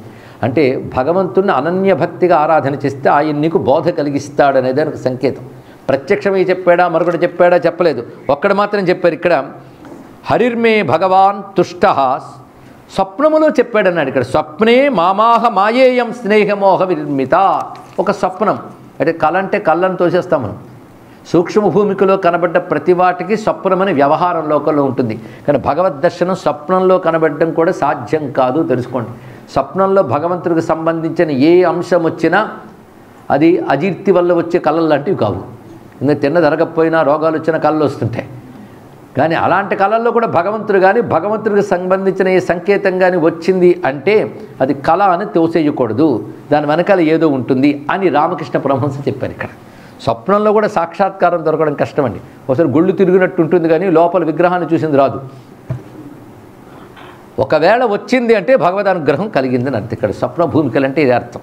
అందుకు స్వప్నంలో విష్ణువు నాతో చెప్పిన మాట చూడండి. అంటే ఎవరిని తరింపజేయ దలచుకున్నాడో భగవానుడు వాడికి వైరాగ్యాన్ని కలిగిస్తాడు. అంటే ప్రపంచం మీద వైరాగ్యం కలిగి పరమాత్మ మీద అనురక్తి పెరగాలి. దీని మీద వైరాగ్యం కలిగితే కానీ నిజమైన భక్తి రాదు. దీని మీద ఉందండి దాని మీద ఉందంటే అది అబద్ధమే ఉంటుంది, అందులో సందేహం లేదు. ఎందుకంటే ఎలాంటి ప్రేమ ఉండాలంటే సమస్త విషయముల మీద సంపూర్ణ విరక్తుడైన వాడే భగవంతుని యందు సంపూర్ణ భక్తి కలవాడవగలడు.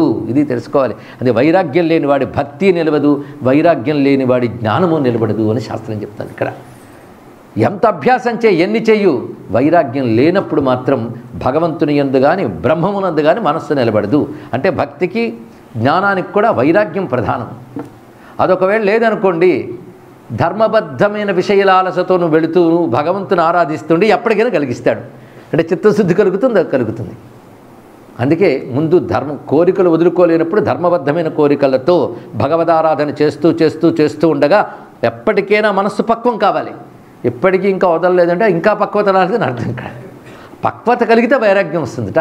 అందుకే ధర్మబద్ధమైన భోగసేవనం వల్ల క్రమంగా చిత్తశుద్ధి వైరాగ్యం కలిగి ఆ వైరాగ్యం భగవద్భక్తిగా పండాలి. దాన్ని దృఢపరుస్తుంది భక్తి. ఇంకా కలిగిన వైరాగ్యాన్ని దృఢపరచగలదు కూడా.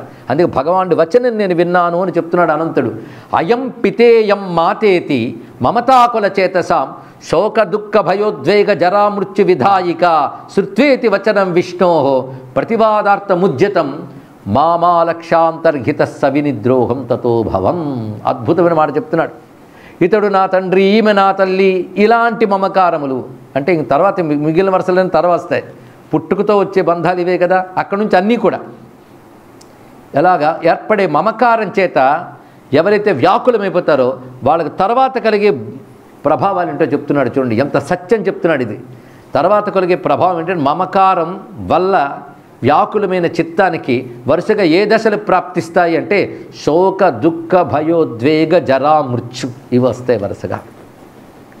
మమకారం వల్ల ఏర్పడే శోకము దుఃఖము భయము ఉద్వేగము జరా మృత్యువులు కలుగుతూ ఉంటాయి అని చెప్పగానే ఇంకా తర్వాత ప్రశ్న వెయ్యాలి ఆ విష్ణువుని అనుకున్నాను నేను. అంతర్ధానమైపోయాడు వెంటనే. ఇలా స్వప్నంలో అలా మెరిసి అదే ఎంత వచ్చిన చిక్కండి. మొత్తం కూర్చోబెట్టి క్లీన్ చేసి వెళ్ళిపోవచ్చుగా. అన్నీ మన చేత సాధన చేయించనిది పూర్తి ఫలం ఇవ్వడు. నువ్వు సాధనలు ఎక్కడ దాకా వచ్చావు అక్కడ దాకా తీసుకొచ్చి పైకి వెళ్ళడానికి మాత్రం తోస్తాడు. ఇంకా నువ్వే వెళ్ళాలి పైకి. భగవంతుడు కానీ గురువు కానీ అంతే చేస్తాడు, తెలుసుకో. అదే చేయి పట్టుకు తీసుకెళ్ళి భగవంతుడు కూర్చోబెడతాడా?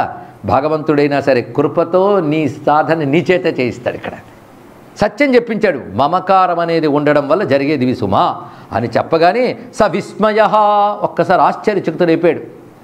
దానితో అసలే తండ్రి పోయిన దుఃఖం వల్ల వైరాగ్యం కలిగింది. భగవాన్ని ఆరాధిస్తూనే భగవంతుడు ఈ మాటలు చెప్పాడు. దానితో ఇంకా ఉన్న చోట ఉండబుద్ధి వేయలేదండి, వేటి మీద మనసు వెళ్ళట్లేదు, అలాగనే నిష్ట కుదరట్లేదు. అంటే వైరాగ్యం కలిగినంత మాత్రాన్ని సిద్ధి వచ్చినట్లు కాదు. వైరాగ్యం సాధనకు ఒక అర్హత మాత్రమే, కానీ కావలసిన సత్యానుభవం ఇంకా రాలేదు. దానికి కావలసిన సాధన పథం దృఢపడలేదు. కేవలం వైరాగ్యం, విష్ణుభక్తి ఉన్నాయి. ఏదో చెయ్యాలి, ఏం చేయాలో తోచక భార్యతో సహా ఊరు విడిచిపెట్టి క్రమంగా క్షేత్రయాత్రలు చేయడం ప్రారంభించాడు. ఎందుకంటే అలా క్షేత్రములు తిరగ్గా, ఎందుకంటే క్షేత్రయాత్రలు చేస్తూ ఉంటే చిత్తశుద్ధి కలిగి, చిత్తశుద్ధికి ప్రతిబంధకంగా ఉన్న పాపాలు పోతాయండి. అది అందుకే క్షేత్రయాత్రలు ఆ ఉద్దేశంతో చేస్తే ఇంకా మంచిది. ఎలాగో రిటైర్ అయిపోయాం, డబ్బులు ఉన్నాయి, టూరిస్టులు బస్సులు తీసుకెళ్తున్నారు కదా, వెళ్ళిపోదామని వెళ్ళే తీర్థయాత్రల గురించి కాదు ఇప్పుడు చెప్తున్నది. ఇక్కడ చిత్తశుద్ధి కావాలి, భగవద్ అనుగ్రహం కావాలి అని చేసే తీర్థయాత్రలు. ఇతడు దశను పరిశీలించాలండి. ఒక సాధకుడు, ఉత్తమ సాధకుడు ఏ విధంగా పరివర్తన జరిగింది, పితృవియోగం తర్వాత ఎలా మారాడు. ఆయన అంతకుముందు గృహస్థులే తిరుగుతున్నవాడే, పితృవియోగం తర్వాత మార్పు జరిగింది మనస్సులో. భగవానుడు స్ఫురణిచ్చాడు. ఆ స్ఫురణ తర్వాత ఏం చేశాడు, భార్యని విడిచిపెట్టకుండా భార్యతో పాటు వెళ్ళాడు. అందుకని వైరాగ్యం కలిగింది, వెళ్ళిపోతున్నాను అనకుండా సభార్యోహం సవిస్మయ త్యక్త్వా తాం పురికాం పురీం, నా పురిక అనే పట్టణాన్ని విడిచిపెట్టి అనేక తీర్థయాత్రలు చేశాను. చేస్తూ క్రమంగా మహావిష్ణువు ఎప్పుడు ఎక్కడ స్థిరంగా ఉంటాడో అనుగ్రహిస్తాడు. మోక్షధామమైన పురుషోత్తమాఖ్యం శ్రీ విష్ణోరాలయం చాగమన్ నృపా. నేను అక్కడ క్రమంగా పురుషోత్తమ క్షేత్రానికి, అంటే పురి పట్టణానికి చేరుకున్నాను. మోక్ష పట్టణమైన పురుషోత్తమ క్షేత్రానికి చేరుకున్నాను. అక్కడ దక్షిణ పార్శ్వంలో, అంటే ఆ క్షేత్రానికి దక్షిణం వైపు నిర్మాయ ఆశ్రమముత్తమం, ఆశ్రమాన్ని నిర్మాణం చేసుకుని నేను నా భార్యతోనూ నాతో అనుసరించి వచ్చిన వాళ్ళతోనూ కూర్చుని హరిసేవ చేసుకుంటూ గడుపుతున్నాను, తృప్తిగా గడుపుతున్నాను. ఎందుకంటే పురుషోత్తముడు ఉండే చోట ఉంటూ ఆయన ఆరాధిస్తూ కాలక్షేపం చేస్తున్న ఆనందం గడిచిపోయింది. అలా 12 ఏళ్ళు గడిచాయి నాకు. గమనించుకోవాలి, సాధన ఎంతకాలం చేశాడు. వైరాగ్యవంతుడై విష్ణువు మీదే మనసు పెట్టి సాధన చేశాడు. పైగా గృహస్థాశ్రమం నుంచి బయటకు వచ్చేయకుండా భార్యతో సహా తపస్సును ఆచరించుకుంటూ ఉన్నాడు. ఇక్కడ ఒక విధంగా వానప్రస్థం అనుకోవచ్చు. ఆ విధంగా చేస్తూ ఉంటే నాకు కోరిక పుట్టింది. మాయా అన్నాడే విష్ణువు, ఆ మాయ ఎలా ఉంటుందో చూడాలనిపించింది ఇక్కడ. అది ఆయన పుట్టించిన కోరికే, మామూలు కదా. ఎందుకు ఆయన ఒక మాట చెప్పి వెళ్ళిపోయాడు కదా, నా మాయ వలన మాతాపిత అనే మమకారం ఏర్పడి దానివల్ల ఇలా తిరుగుతారు అని చెప్పాడు కదా. అందుకు మాయ ఎలా ఉంటుందో చూడాలి. మాయా సందర్శనాకాంక్షి హరిసద్మని సంస్థిత, హరిసద్మని విష్ణు నివాసమైన పురుషోత్తమ క్షేత్రంలో ఉంటూ మాయ ఎలా ఉంటుందో చూడాలి అనుకుంటున్నాను. అయితే ఆ కోరిక మనసులో ఉంది, కానీ చేస్తున్న పని మాత్రం నిరంతర విష్ణు సేవ. విష్ణువుని ధ్యానించడం, విష్ణువుని పూజించడం, గాయన్, నృత్యం, జపం, నామ చింతయన్, శమనాపహం, నిరంతరం ఆయన్నే కీర్తన చేస్తూ అవి ఆయన తలంచుకుంటే కలిగిన ఆనందంతో నృత్యం చేస్తూ జపం చేస్తూ ఈ విధంగా ఏవం వృత్తే 12 12 ఏళ్ళు అలా గడిపోయినయ్యా. 12వ ఏట ఒకానొక ఏకాదశి వ్రతం పూర్తి చేసి, అంటే విష్ణు వ్రతములన్నీ చేస్తున్నాడు.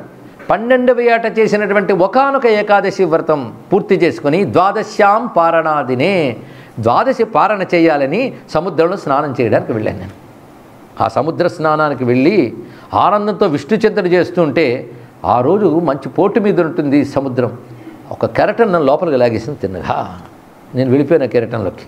తత్రమగ్నం జలనిధౌ లహరీలోల సంకులే సముత్థాతుమశక్తం మాం ప్రతుదంతి జలేచరాః. అది లాగితే నేను నిగ్రహించుకుని బయటకు రాలేకపోయాను సుమా. లోపలికి లాగేసింది. లోపల జలచరాలు నన్ను పట్టుకుంటున్నా, అంత లోపలికి లాగేసింది. ఇంకా నా పని అయిపోయింది అని తెలిసిపోయింది. అలా నేను ఉంటే ఏమిటో కానీ ఏ వేగంతోనో మరో కెరటం నన్ను మరో తీరంలో పడేసింది, దక్షిణ తీరంలో పడేసింది. అక్కడ పడ్డాను నేను. ఇంచుమించు అచేతనంగా పడిపోయి ఉన్నాను. అక్కడికి ఒక వృద్ధ బ్రాహ్మడు వచ్చాడు. ఆయన పేరు వృద్ధ శర్మ.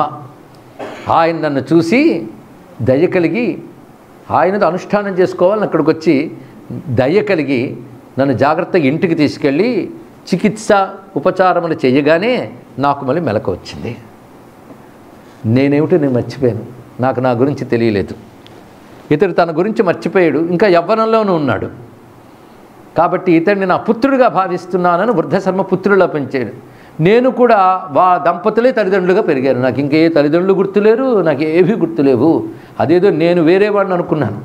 అలా ఉంటే కొంతకాలం అయ్యాక నాకు దిగ్దేశ జ్ఞానం కూడా లేకపోయింది సుమా. ఆ స్థితిలో ఉన్నాను. ఎక్కడున్నాను ఏమిటి ఏమీ నా గుర్తులు అలా అయిపోయాను.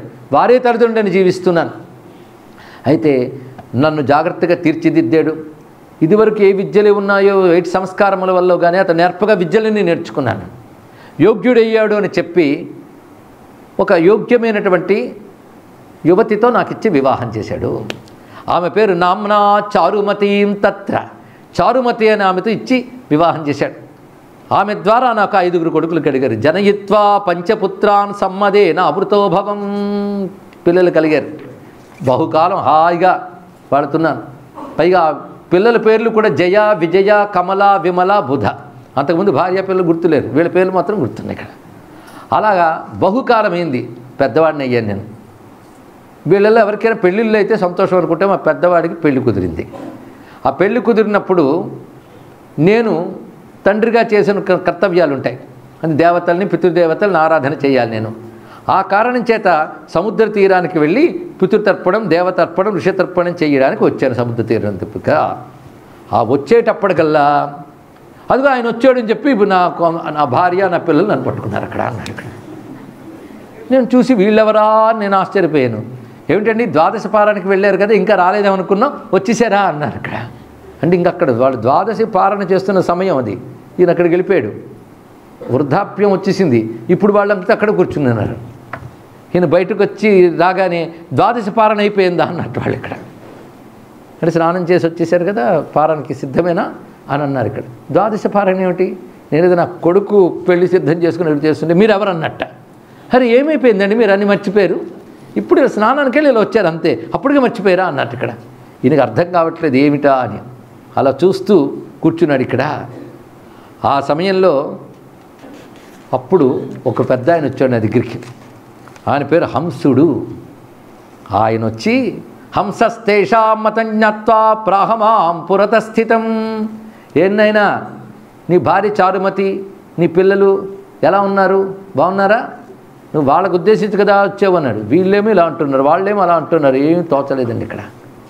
కొంతసేపటికి అర్థమైంది. నిన్నప్పుడు నేను 70 ఏళ్ళ వృద్ధుడిగా చూశాను, ఇప్పుడు చూస్తే యువకుడుగా కనబడుతున్నావే అన్నట్టు హంసుడు. అంటే ఆయనకి చారుమతితో పెళ్ళయ్యి 5 కొడుకులు కానీ ఆ కొడుకు పెళ్ళేటప్పుడు ఆయన వయసు 70 ఏళ్ళు. ఇక్కడ సముద్రంలో మునిగినప్పుడు అంత వృద్ధుడు కాడు, యువకుడే. ఎంతోసేపు కాలేదు, అలా వెళ్ళి అలాగొచ్చాడు అంతే. కానీ కొద్ది కాలంలో 70 ఏళ్ళు గడిచిపోయాయి. ఇది చాలా ఆశ్చర్యకరమైన కథ అండి. ఎవరైనా యోగ వాసిష్టం కానీ శ్రద్ధగా చదివి వింటే ఇది అర్థమవుతుంది. ఇక్కడ చాలా లోతైన కథ, ఇది సామాన్యం కాదు. అంటే మనం అనుకుంటున్న ఇంతకాలం అంతకాలం ఇదంతా కూడా మిథ్య, దేశకాలములన్నీ మిథ్యలే. ఇది ఆలోచిస్తే అర్థమవుతుంది ఇక్కడ. ఇది కల్పితములు, మాయా కల్పిత దేశకాల కలన వైచిత్ర చిత్రీకృతం. లోతుగా ఆలోచిస్తే తెలుస్తుంది ఫిలాసఫీ. ఎంతో అనుకుంటాం జీవితం, అంత క్షణంలో కల్పాల కాలం గడుస్తుంది. క్షణము కల్పము అనేటువంటిది సాపేక్షం, నువ్వు నిర్ణయించలేవు. ఏ దృష్టితో చెప్తావు? రాత్రి నిద్రపోతాం, నిద్రలో దేశకాలాలు తెలుస్తాయా? ఎన్ని మార్పులు జరుగుతాయి? పొద్దున్న లేచక మళ్ళీ ఈ స్థితికి వస్తాం. ఏది సత్యం? అక్కడ స్వప్నం అసత్యమని లేచి చెప్తున్నావు. ఈ జీవితం కూడా అలాంటిదే, తెలుసుకో. ఇవన్నీ కల్పితములే. ఏది మాయ? ఇప్పుడు ఆ 70 ఏళ్ళది మాయ, ఇది మాయ. ఇక్కడ మళ్ళీ నువ్వు అనంతుడిని, నా భార్య ఈమె, ఇక్కడ నేను పురుషోత్తమ క్షేత్రంలో ఉన్నాను జ్ఞప్తి వచ్చినప్పుడు అదంతా అబద్ధం అనిపించింది. జ్ఞప్తి లేకపోతే అదే సత్యం అనిపించింది. అయితే ఇక్కడ నువ్వు ఇలా వెళ్ళి వచ్చిన సమయం అంతా కొద్దిసేపు కావచ్చు, గంట అవ్వచ్చు, కానీ అక్కడ గడిచింది అంత 70 ఏళ్ళు. ఏది సత్యం? కనుక దేశకాలములన్నీ కూడాను ఇటువంటి మిథ్యలే. మాయను చూడాలనుకున్నాడుగా చూపించారండి భగవాన్ ఇక్కడ. ఇది మాయ అనే శక్తి ఎలా తెలుసు? మాయా కల్పిత దేశకాల కలన.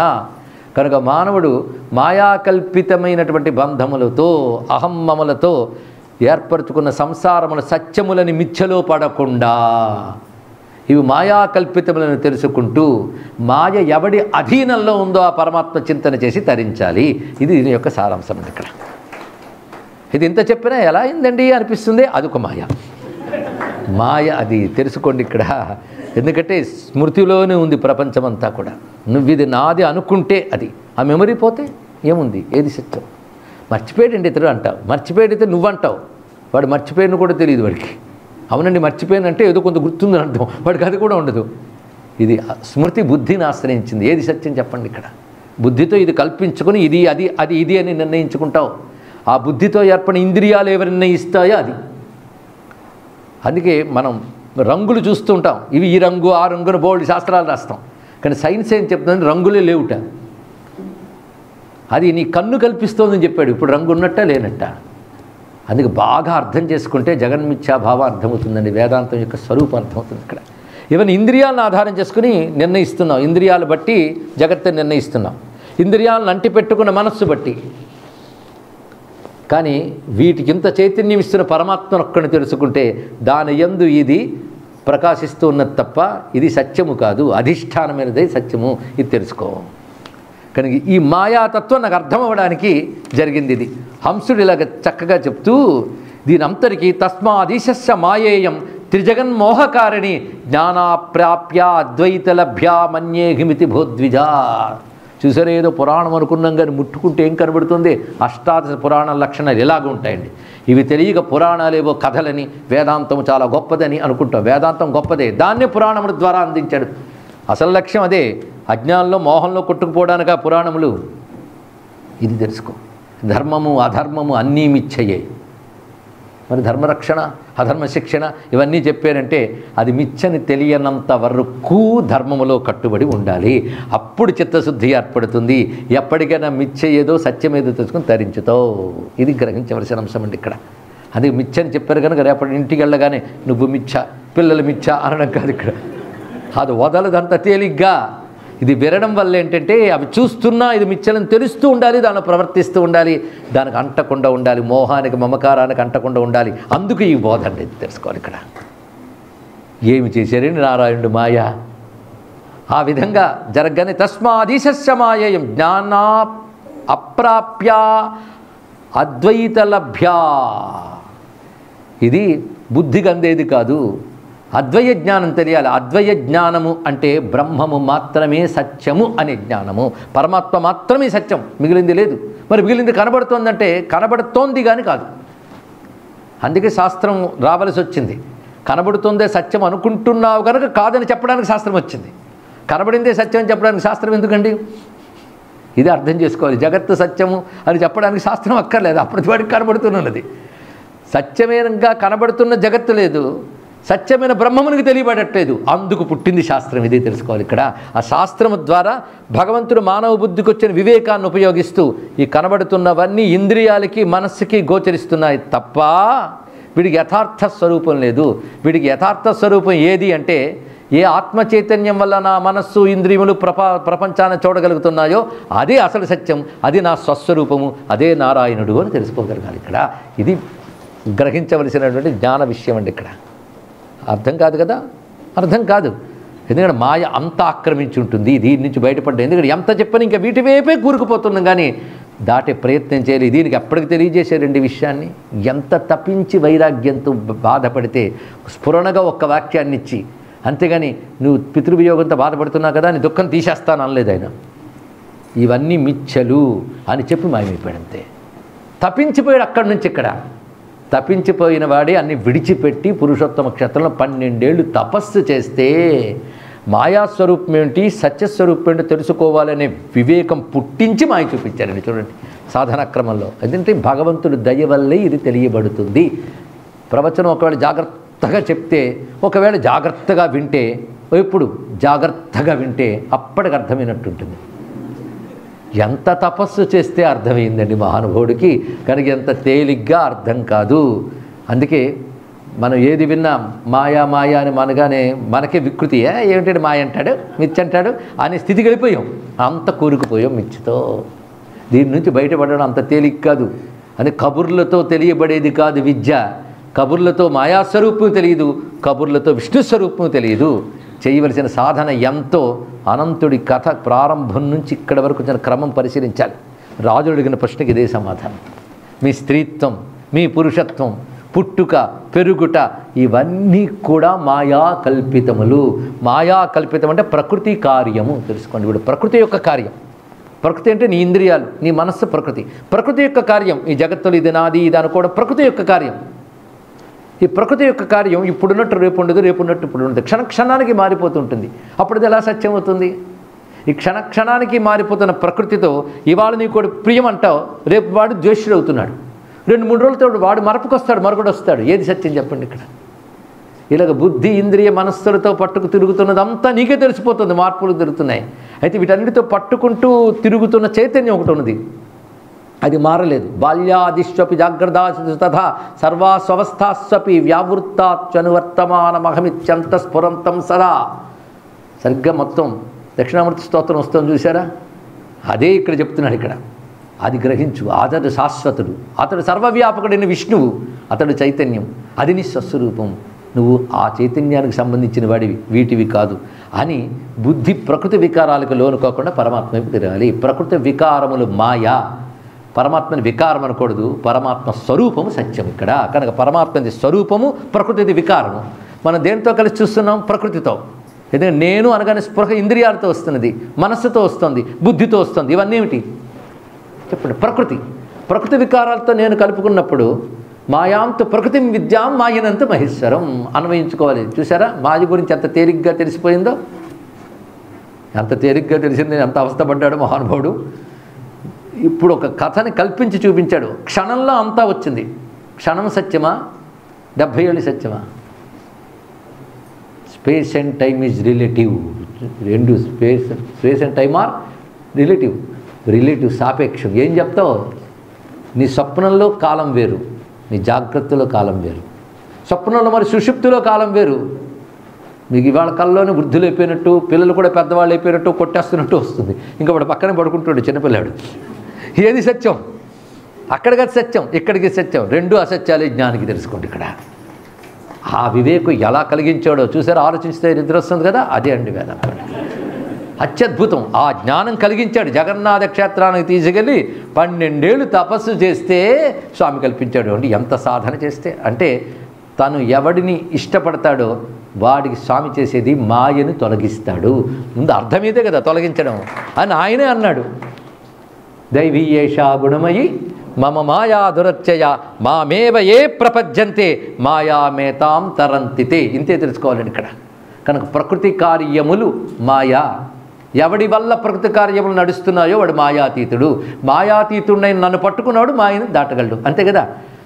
కొట్టుకుపోతున్నవాడితో పాటు కొట్టుకుపోతున్నవాడు ఒడ్డుని చేర్చలేడు, ఒడ్డునున్నవాడే చేర్చగలడు. అని మాయాతీతుడు ఒడ్డునున్నవాడు మాయలో కొట్టుకుపోతున్న జీవులను ఆయనే తరింపజేయగలడు. అయితే ఊరికి రారా నిన్ను తరింపజేస్తాను లాగడు. మామేవ ఏ ప్రపంచంతే. నీకు ఒడ్డుకు రావాలనుంటే, అదే జ్ఞానం చెప్తాను కూర్చోటి నిద్రపోయేవాడికి ఒడ్డుకు రావాలని లేదని అర్థం. వాడు ఎప్పుడు వస్తాడండి బయటికి? నటన ఆధ్యాత్మికత అంతా కూడా వేషాలు. నిజంగా తరించాలని తపనుందా? విష్ణువుని చూడాలని తపనుందా? ఉంటే మాయని విడిచిపెట్టాలి. అందుకే తండ్రి వియోగంతో విషయముల మీద విరక్తి ప్రారంభమై విష్ణు భక్తిగా మారేక విష్ణువు మాయ గురించి అలా చెప్పి వదిలేక అది తపనగా మారిపోయి ఆ తపన సాధనగా పరిణమించి ఆ సాధన బలంగా మాయాస్వరూపం బోధింపజేస్తున్నాడు హంసుడు. హంసుడు అంటే ఆచార్యుడు. ఆయన వచ్చాడు ఇక్కడ, ఆయన బోధిస్తున్నాడు, తేటతెల్లం చేస్తున్నాడు.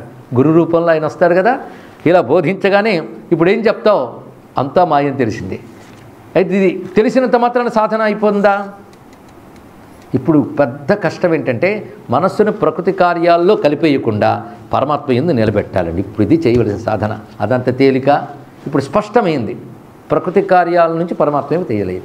ప్రకృతి కార్యములు అంటే ఏంటో తెలుసుకుంటే అవి అన్నీ ఏది గుర్తొచ్చినా ప్రకృతి కార్యం ఇది మిథ్య, ఇది మిథ్య అని తీసిపారేసి వదలట్లేదు. అంతే కదా. అప్పుడు ఏం చేయాలి? సత్యం మీద నిలబడాలి. అంతే. మిథ్యనికి ఉపన్యాసాలు ఇస్తూ మిథ్య గురించి ఎంతసేపు పట్టుకుంటావు? సత్యం గురించి పట్టుకోవాలి. ఇక్కడ పట్టుకోవాలంటే ఏం చేయాలి? తపస్సు చేయాలి. దానికి శమము దమము మొదలైన సాధనలు, ఇంద్రియ నిగ్రహములు.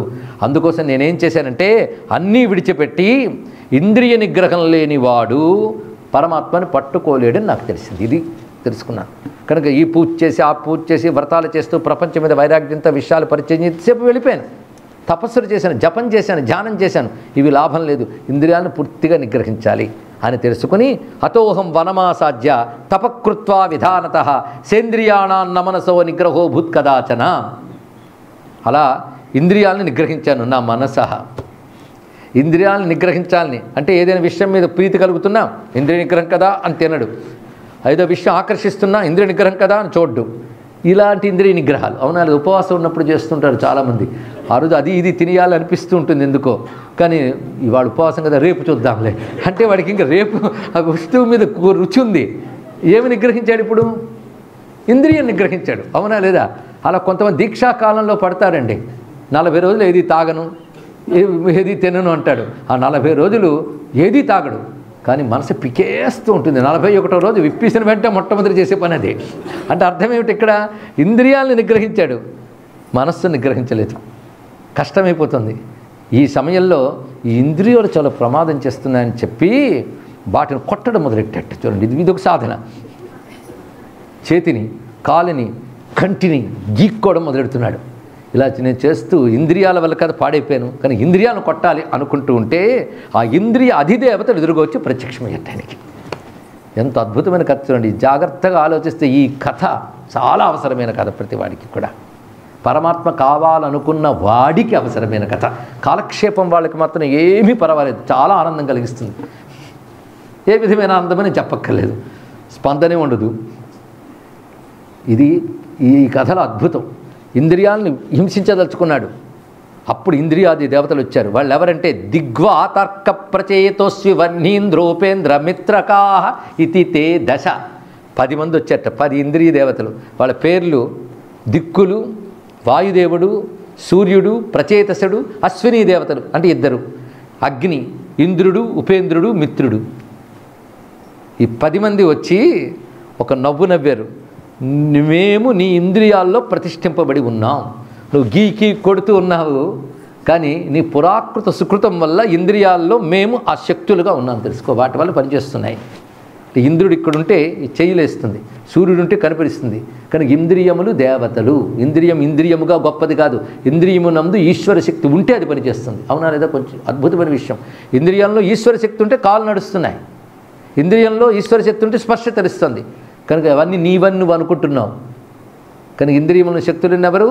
ఈశ్వరుని శక్తులు, వాళ్ళే దేవతలు. అవే మేము వచ్చున్నాం. మమ్మల్ని నువ్వు ఎంత కొట్టినా నువ్వు సాధన పండదు, పరమాత్మని పట్టుకోలేవు.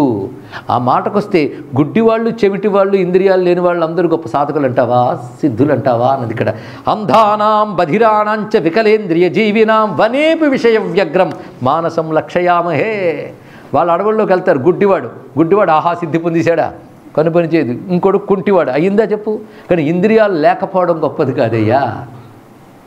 ఇంద్రియాలను నియతం చేసుకో. ఇంద్రియ శక్తులు ఒక అనుగ్రహములు, వాటిని కొట్టుకోవడం కాదు. అంటే దీన్ని బట్టి ప్రకృతి కార్యాలతో మమైకం కాకగన్నారు, కానీ ప్రకృతి కార్యాలను ఎలా నిరసిస్తావు? అవి ఈశ్వర శక్తి విశేషాలే. అవి ఈశ్వర శక్తి విశేషాలను స్పృహ కలిగి ఉంటూ, అది మర్చిపోకూడదు ఇక్కడ. అదొక్కటి కలిగి ఉంటే రాగద్వేషాలు ఉండవండి, అహంకార మమకారాలు ఉండవు. అప్పుడు ఏ శక్తి నాది? యొంత ప్రవిశ్య మమవాచమివాం ప్రసుప్తాం శ్లోకం గుర్తు తెచ్చుకుంటే ఎవడి వల్ల వాక్కు పలుకుతుందో, ఎవడి వల్ల కాళ్ళు వస్తున్నాయి, చేతులు వస్తున్నాయంటే శ్లోకం వచ్చు మనకి. కానీ వాడి వల్ల వస్తున్నాయని స్పృహ ఎప్పుడైనా ఉంటే ఆనందాశ్రుడితో నారాయణ నమస్కారం చేస్తాం కదా, చేయలేకపోతున్నాం. ఎందుకంటే అవంతా నాది, నేను అని వదలట్లేదు. చూసారా? అందుకే ఇంద్రియాది దేవతలు చెప్తున్నారు, మేము ఇక్కడ ఉండడం వల్ల ఇవి పనిచేస్తున్నాయి తప్ప దీనికి ఏమీ లేదు నాయనా. ఇది తెలుసు. కానీ కొన్ని నిగ్రహించవలసింది ఏంటి ఇప్పుడు తెలిసిందా? ఒకడు గుర్తుపెట్టుకో, జీవుడు గృహస్థు, శరీరము గృహము, బుద్ధి భార్య. దాన్ని అనుసరించి ఇవన్నీ పనిచేస్తుంటాయి. కనుక జీవుడు నిగ్రహించవలసినది భార్యనే. అంటే అంతఃకరణం. ఈ అంతఃకరణం మనోబుద్ధ్యాది రూపములతో ఉంటుంది. ఈ లాగేసేదంతా ఏం అంతఃకరణం చేస్తుందో ఆ ప్రక్రియ పేరు మనస్సు. దాన్ని పట్టి నిగ్రహించు. అంటే ఇప్పుడు నిగ్రహించవలసింది దేన్ని? మనస్సును నిగ్రహించాలి, ఇంద్రియాలను కాదు. ఇక్కడ మనో నిగ్రహణం చాలా అవసరం సుమా అని చెప్తూ, తస్మాన్ మనో నిగ్రహార్థం, మనస్సు నిగ్రహించే ప్రక్రియ ఇది. విష్ణు భక్తిం సమాచర, మనస్సు నిగ్రహించే ప్రక్రియ విష్ణు భక్తి. ఇది తెలుసుకో. అది ఎలా చేయాలి? నువ్వు ఇంద్రియాలు మమ్మల్ని నిగ్రహిస్తానన్నావు కదా, దేనితో నిగ్రహిస్తాం? మనసా ఇంద్రియాన్ని నిగృహ్య, మనస్సుతో ఇంద్రియములు నిగ్రహించు. అంటే ఉదాహరణకి వాడు ఉపవాసం ఉన్నాం, తినకూడదు. మంచి నీకు ఇష్టమైన స్వీట్ ఎవడ తెచ్చిచ్చాడు ఆ రోజే. వచ్చే నెల ఏకాదశి చూసుకుందామా, ఇవాళ బ్రేక్ చేసి అనిపిస్తుంది. కానీ ఏకాదశి జాగ్రత్తగా ఉండాలని మనస్సుతో నిగ్రహిస్తున్నా కదా, అది కంటిన్యూ చేయాలంటే ఏం చేయాలి? ఈ ఇంద్రియాలకి మనస్సుకి ఒక పని పెట్టు. చెప్తున్నాడు చూడండి ఇక్కడ. ఇది ప్రక్రియ. ఎంత సమస్య ఏమిటి, ప్రక్రియ ఏమిటో, పరిష్కారం ఏంటి. వాడికి ఒకటే పని పెట్టు. ఎవరిని పొందదలుచుకున్నావో వాడి పని పెట్టి ఇంద్రియాలకి. ఎలా పెడతావు? చేతులతో ఆయన్ని పూజించు, నోటితో ఆయన్ని స్తుతించు, కళ్ళతో ఆయన్ని చూడు, శరీరంతో ఆయన క్షేత్రాలు తిరుగు, మనస్సుతో ఆయన్నే చింతన చేయండి. ఇంతే. దాన్ని భక్తి అంటారు. ఈ విష్ణు భక్తి అలవాటు చేయి. అంటే ఏ పరమాత్మ అయితే ఉన్నాడో వాడికి నీ ఇంద్రియ వృత్తులు మనోవృత్తులు అర్పణం చెయ్యి. అదే నిజమైన భక్తి. ఇంద్రియ వృత్తులు మనోవృత్తులు పరమేశ్వరమయం కావడమే భక్తి. ఇది చక్కగా చెప్పేసింది భాగవతం. మన పద్యాలు చదివాం. కమలాక్షుని నర్చించు కర్మలు కర్మలు. ఆ సూటి అని అంశం ఇక్కడ చెప్తున్నాడు. ప్రకృతి కార్యాలు, పరమాత్మ, జీవుడు. జీవుడు ఏ విధంగా బుద్ధిని ఎటు తిప్పాలి, ఇటు తిప్పలేకపోతున్నానంటే ఒక పని చేయి, వాటికి ఈశ్వరుడు పని పెట్టి అయిపోయింది మొత్తం ఇక్కడ. అందుకే విష్ణు భక్తిని సమాచారా, విష్ణు భక్తిని చెయ్యు. ఎందుకంటే ఎలాగూ ఇచ్చేవాడు ఈశ్వరుడు గుర్తుపెట్టుకో. కొందరు భక్తులకి ఇస్తాడు, కొందరు భక్తులకి ఇవ్వడం లేదు. ఎవరికైనా భగవంతుడే ఇస్తాడు. ఇహలోకంలో సుఖాలు కానీ పరలోకంలో సుఖాలు కానీ ఇచ్చేవాడు భగవంతుడే. కనుక నువ్వు భగవంతుడి యందు ఇవన్నీ ఆచరిస్తే ఆయన సుఖమోక్ష ప్రదానిత్యం, ఆయన ఎల్లవేళలా ఇస్తాడు. దాహికా సర్వకర్మణాం. అందుకే సర్వకర్మల్ని దగ్ధం చేసే శక్తి భక్తికి ఉన్నది సుమా. అందుకే భక్తిని ఆచరించు. పైగా ద్వైతమేదో అద్వైతమేదో తెలియజేసే శక్తి హరిభక్తికి ఉన్నది. అందుకే ద్వైతాద్వైత ప్రదానంద సందోహ హరిభక్తిక. హరిభక్త్యా, హరిభక్తి పెరగడం వల్ల జీవకోశ వినాశ అంతే. జీవకోశము నశిస్తుంది. జీవకోశం అంటే కనిపిస్తే స్థూల శరీరం కాకుండా లోపలున్న లింగ శరీరాన్ని జీవకోశం అంటారు. దీని పంచకోశ వివేకం అని కూడా చూపిస్తున్నారు ఇక్కడ. అది ఎప్పుడు లయమైపోతుంది? ఆ పరమాత్మను ఉద్దేశించే నువ్వు కనబడుతున్న అన్నమయం, ప్రాణమయ, మనోమయ, విజ్ఞానమయ కోశములు ఇవన్నీ కూడా ఆయన యందే లీనం చేయగా చేయగా చేయగా ఇవి కరిగిపోయి అప్పుడు తెలుసుకుంటావు అని నాకు బోధన లభించింది. ఇంద్రియ దేవతలు చెప్పాయి. అప్పటి నుంచి నేను పరమాత్మ యందు ఆ భక్తిని అవలంబిస్తూ ఉన్నాను ఇక్కడ. అంతకుముందు చేసిన భక్తి సాధనకి ఇప్పుడు భక్తి సాధనకి తెలిసింది. అంటే ఆచార్యుడు వచ్చి జ్ఞానం చెప్పిన తర్వాత వచ్చే భక్తి వేరు, జ్ఞానానికి ముందు ఉన్న భక్తి వేరు. జ్ఞానం తర్వాత వచ్చే భక్తి పేరు జ్ఞానభక్తి. అది తెలుసుకోవాల్సింది. కనుక నేను జ్ఞానభక్తుడిని అయ్యానని చెప్పాడు ఇక్కడ. ఈ జ్ఞానభక్తుడు నేను తృప్తిగా ఉన్నాను. వాడికి మళ్ళీ సిద్ధక్కర్లేదు, అయిపోయింది. ఆ స్థితిలో ఉండగా నాకు ప్రబోధం లభించింది. ఏ పరమాత్మ నువ్వు తన్మయుడివై పట్టి ఆనందిస్తున్నావో ఆ పరమాత్మ భూమి యందు అవతరించి ఉన్నాడు, ఆయన పాదములను దర్శనం చేసుకో అని చెప్పారు. అందుకే ఇలా వచ్చి ఇప్పుడు నేను దర్శనం చేసుకున్నాను అని అనంతుడు అక్కడున్న రాజులందరికీ కథ చెప్పాడు. ఎంత రమ్యమైన కథ చూడండి ఇక్కడ. ఇప్పుడు అర్థమైందా? స్త్రీత్వమా పుంస్తవమా చెప్పడంలో. ఇప్పటి వరకు పురుషుడిని స్త్రీ అయిపోయినే, ఏంటి స్త్రీ శరీరం వచ్చింది అంటే ఎన్ని స్త్రీలు అయ్యారో, మళ్ళీ వెంటనే పురుషులు అయిపోయారు. ఏమైందా స్త్రీ? కనుక ఉపాధి తాదాత్మ్యము, ఉపాధితో మమకారము కూడదు. ఉపాధితో మమకారం వల్లనే శోకమోహాలు ఏర్పడి అది మరింత పాశములుగా ఏర్పడి జన్మల్లోకి తీసుకెడుతుంది. అది కర్మలుగా మారి జన్మల్లోకి తీసుకువెడుతుంది. కానీ కర్మల జన్మల నుంచి బయటపడాలంటే ఉపాధి తాదాత్మ్యం తీసేయాలి. ఇక్కడ సత్యస్వరూపుడి గురించి తెలుసుకోవాలి. ఉపాధి తాదాత్మ్యంతో కూడినదే మాయ, అదే ప్రకృతి కార్యములు. మన ప్రకృతి కార్యముల నుంచి పరమాత్మ యందు బుద్ధిని పెట్టడానికి ప్రక్రియని ఎంత గొప్పగా బోధించారండి ఇక్కడ. ఇంత ఉదాత్తమైన కథ. ఇంతవరకు లోకంలో అధర్మం ఉండడం, ధర్మం రావడం, దానికోసం తపనపడడం, ఇలాగ ఆనందింపజేసి ఊపేసినటువంటి కథ ఒక్కసారి మరో విధంగా ఊపుతుంది. అవునా లేదా? అద్భుతమైనటువంటి శాస్త్రబోధ ఇక్కడ చేశారు. ఇక్కడ ప్రశ్న బట్టి సమాధానం. వాళ్ళు అడిగారు, ఆర్తితో అడిగారు, ఏమిటి ఇది, ఎక్కడి నుంచి వచ్చాం? ఈ ఉపాధి మార్గానే ఈ ఉపాధి అభిమానం రావడం ఏంటి, ఆ ఉపాధి అభిమానం పోవడం ఏమిటి, ఇలా ఈ జన్మ రాగానే మరో జన్మ వచ్చినప్పుడు ఆ ఉపాధితో అభిమానం ఏర్పడడం ఏంటి? ఇది ఆలోచించవలసిన అవసరం అండి. ఎప్పుడైనా ఆలోచించామా? ఏదో పుడుతున్నాం, పెరుగుతున్నాం, చేసేస్తున్నాం, వెళ్ళిపోతున్నాం. ఏంటి జన్మలు, ఏమిటి శరీరాలు? ఒక్కసారి ఆలోచించాలి. ఆలోచిస్తే ఇదంతా ప్రకృతి కార్యములు కనుక మాయా కార్యములే. ఇవి ఎలాగ అసత్యాలని తెలిసాక దీనికోసం తలచించుకోవాల్సిన అవసరం లేదని కూడా తెలిసింది ఇక్కడ. మిథ్యేయన జగత్తు గురించి రీసెర్చ్ ఎందుకయ్యా? సత్యమైన పరమాత్మ గురించి పట్టుకోవాలి. ఇక్కడ ఎంత రీసెర్చ్ చేస్తావు? ఒక్కొక్కడికి ఒక్కొక్కలా కనబడుతుంది ప్రపంచం. ఏం చెప్తావు ఇక్కడ? జంతువు చూసినట్టుగా మానవుడికి కనబడదు ప్రపంచం. మానవుల్లో కూడా ఒకడు చూసినట్టు ఇంకోటి చూడలేడు. ఇంద్రియ పుష్టి ఉన్నవాడు చూడగలిగినట్టు ఇంద్రియ బలం లేనివాడు చూడలేడు కదా. ఏది సత్యం చెప్తాం? పైగా సమీప వస్తువు, దూర వస్తువు, వీడికి కనబడేది వాడికి కనబడేది ఎంత తేడా, వాడికి కనబడే దానిలో మళ్ళీ ఎంత తేడా, ఏది చెప్తావు నువ్వు? కనుకనే ఈ ప్రకృతి కార్యములు అన్నీ మిథ్యలే. అలాగే అంతా శూన్యమని శూన్యవాదంకి డిసైడ్ అయిపోకూడదు. ఇదంతటా వ్యాపించి ఉన్నాడు ఒకడు, వాడు సచ్చిద్రూపుడై ఉంటాడు, అది స్వస్వరూపము, ఇది తెలుసుకో అనేటువంటి బోధ నాకు లభించింది అని చెప్పాడు అనంతుడు. వెంటనే నవ్వాడు విష్ణువంతే. అంటే వీళ్ళ ప్రశ్నకి తాను సమాధానం చెప్పకుండా అనంతుడిని పిలిపించి మొత్తం కథ చెప్పించాడు. ఇప్పుడు మాయాకార్యం తెలిసిందా, మాయ అంటే ఏమిటో అని చెప్పగానే వాళ్ళందరూ కూడా నమస్కరించి ధన్యులై, ఇప్పుడు వరకు చెప్పిన అనంతుని కథ ఏదైతే ఉన్నదో ఈ కథని శ్రద్ధగా వినేవారికి అజ్ఞానధ్వాంతం పోయింది. వినేశాం కదా. అనంతస్య కథోపేత అజ్ఞానధ్వాంతనాశినీం మాయా నియంత్రీం ప్రపఠన్ శృణ్వన్ బంధాద్విముచ్యతే. పఠన్ కాదు, అంటే సమగ్రముగా చదివి విన్నవారికి మాయాబంధము నుంచి విడుదల కలుగుతుంది. అందుకు అద్భుతమైన శ్లోకంతో పూర్తి చేస్తున్నాడు. సంసారాబ్ధి విలాసలాలసమతి శ్రీ విష్ణు సేవాదర భక్త్యాక్షానమిదం స్వభేదరహితం నిర్మాయ ధర్మాత్మనా జ్ఞానోల్లాస నిశాత ఖడ్గముదిత సద్భక్తి దుర్గాశ్రయ షడ్వర్గం జయతాదశేష జగతాం ఆత్మస్థితం వైష్ణవ. అనంతుని కథ విన్నవారికి మాయ నియంత్రితమై అజ్ఞానాంధకారం పటాపంచలవుతుంది.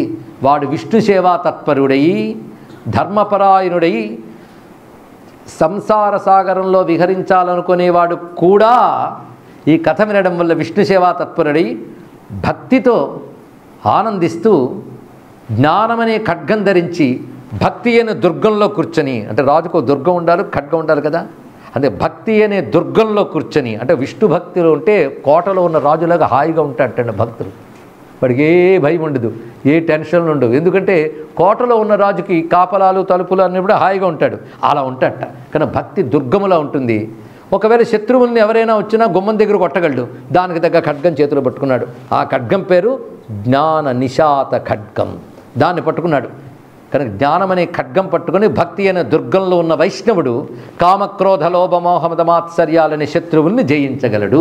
ఇది కానీ ఈ కథ ఆ వివేకాన్ని మనకు కలిగించాలి ఇక్కడ. కనుక వివేక వైరాగ్యయుతమైనటువంటి విష్ణు భక్తిని ఆశ్రయించుకున్నవాడు విష్ణువుకి అభిన్నుడై ముక్తిని పొందుతాడు. ఇది కథ యొక్క సారాంశం అండి. ఇక్కడ దీన్ని మొత్తం విన్నారు, చాలా సంతోషించారు. మొత్తానికి ఇదంతా పెళ్ళయ్యే కబుర్లు. ఎక్కడ ఇంకా సింహద్వీపంలో మర్చిపోయారు పెళ్ళిన అంతటి కూడా.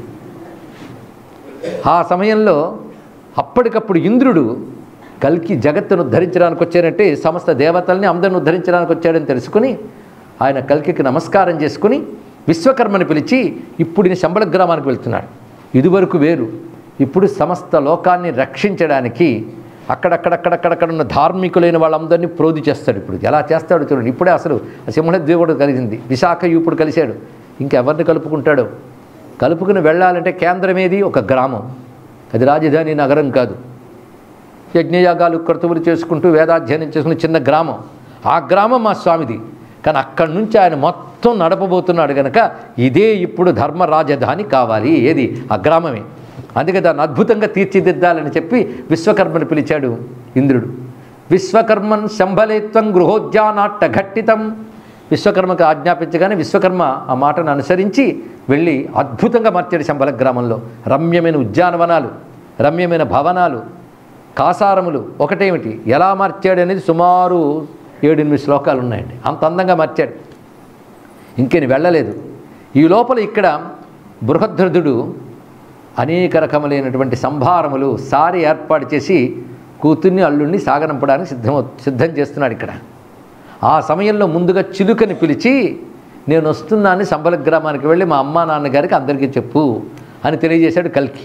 వెంటనే చిలుక వెళ్ళి అక్కడ వాళ్ళందరికీ తెలియజేసింది. పద్మయా సహితాయాస్మై పద్మానాథాయ విష్ణవే దదౌ బృహద్రస్తు కౌముద్యా సహిత స్నేహకాతర. పద్మాసహితుడైన పద్మనాభునికి పద్మానాథునికి అనేక రకమైన కానుకలు ఏర్పాటు చేశాడు. ఆ కానుకలన్నీ కూడా ఇప్పుడు ఇంత వెళ్ళబోతున్నాయి. ఇప్పుడు అక్కడ ఆకాశగామి అయిన సర్వజ్ఞుడు అంటే ఎవరో తెలుసా? చిలుక గారి పేరు. వెళ్ళి మొత్తం తెలియజేశారు. వాళ్ళందరూ ఉత్సాహంగా ఉన్నారు ఇక్కడ. ఈ చిలుక వెళ్ళి ఆశ్చర్యపోయింది వాళ్ళతో చెప్దామని. ఏమిటి ఎలా మారిపోయింది మా ఊరు శంబల గ్రహం అంతా, గృహాత్ గృహాంతరం దృష్ట్వా ప్రాసాద చాంబరం వనాత్ వనాంతరం తత్ర వృక్షాత్ వృక్షాంతరం వ్రజన్ సుఖ స విష్ణు యశస్ సదనం ముదితో వ్రజత్. అక్కడ ఉన్నటువంటి అవన్నీ చూసి ఆశ్చర్యపోయి విష్ణుయసుడి వద్దకు వెళ్ళి చక్కగా వార్తను తెలియజేసినది. వెంటనే విష్ణుయసుడు చేసినది ఏంటంటే విశాఖ యూపుడికి చెప్పాడు, కల్కి భగవానుడు ఈ విధంగా వెళ్ళి వస్తున్నట్ట అని.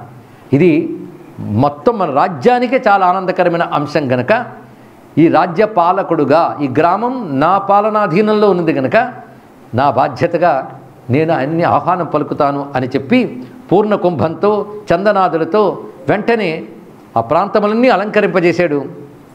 తాను స్వయంగా ఎదుర్కోలు పడడానికి సిద్ధంగా ఉన్నాడు. అప్పుడు స్వామి ఇక్కడికి విచ్చేశాడు తగినటువంటి పరివారములతో. శంభల గ్రామ నగరీ పతాకాధ్వజశాలిని. ఇక్కడ శంభల గ్రామ నగరం గురించి చాలా వర్ణించారు. అద్భుతమైన నగరం, పైగా విశ్వకర్మ నిర్మాణం చేశాడు కనుక భూమి యందున్న సామాన్య నగరం కాదు. ఒక విధంగా మనకు ద్వారకా పట్టణం గుర్తొస్తుందని ఇక్కడ ప్రధానికి కొంచెం బింబ ప్రతిబింబ భావం.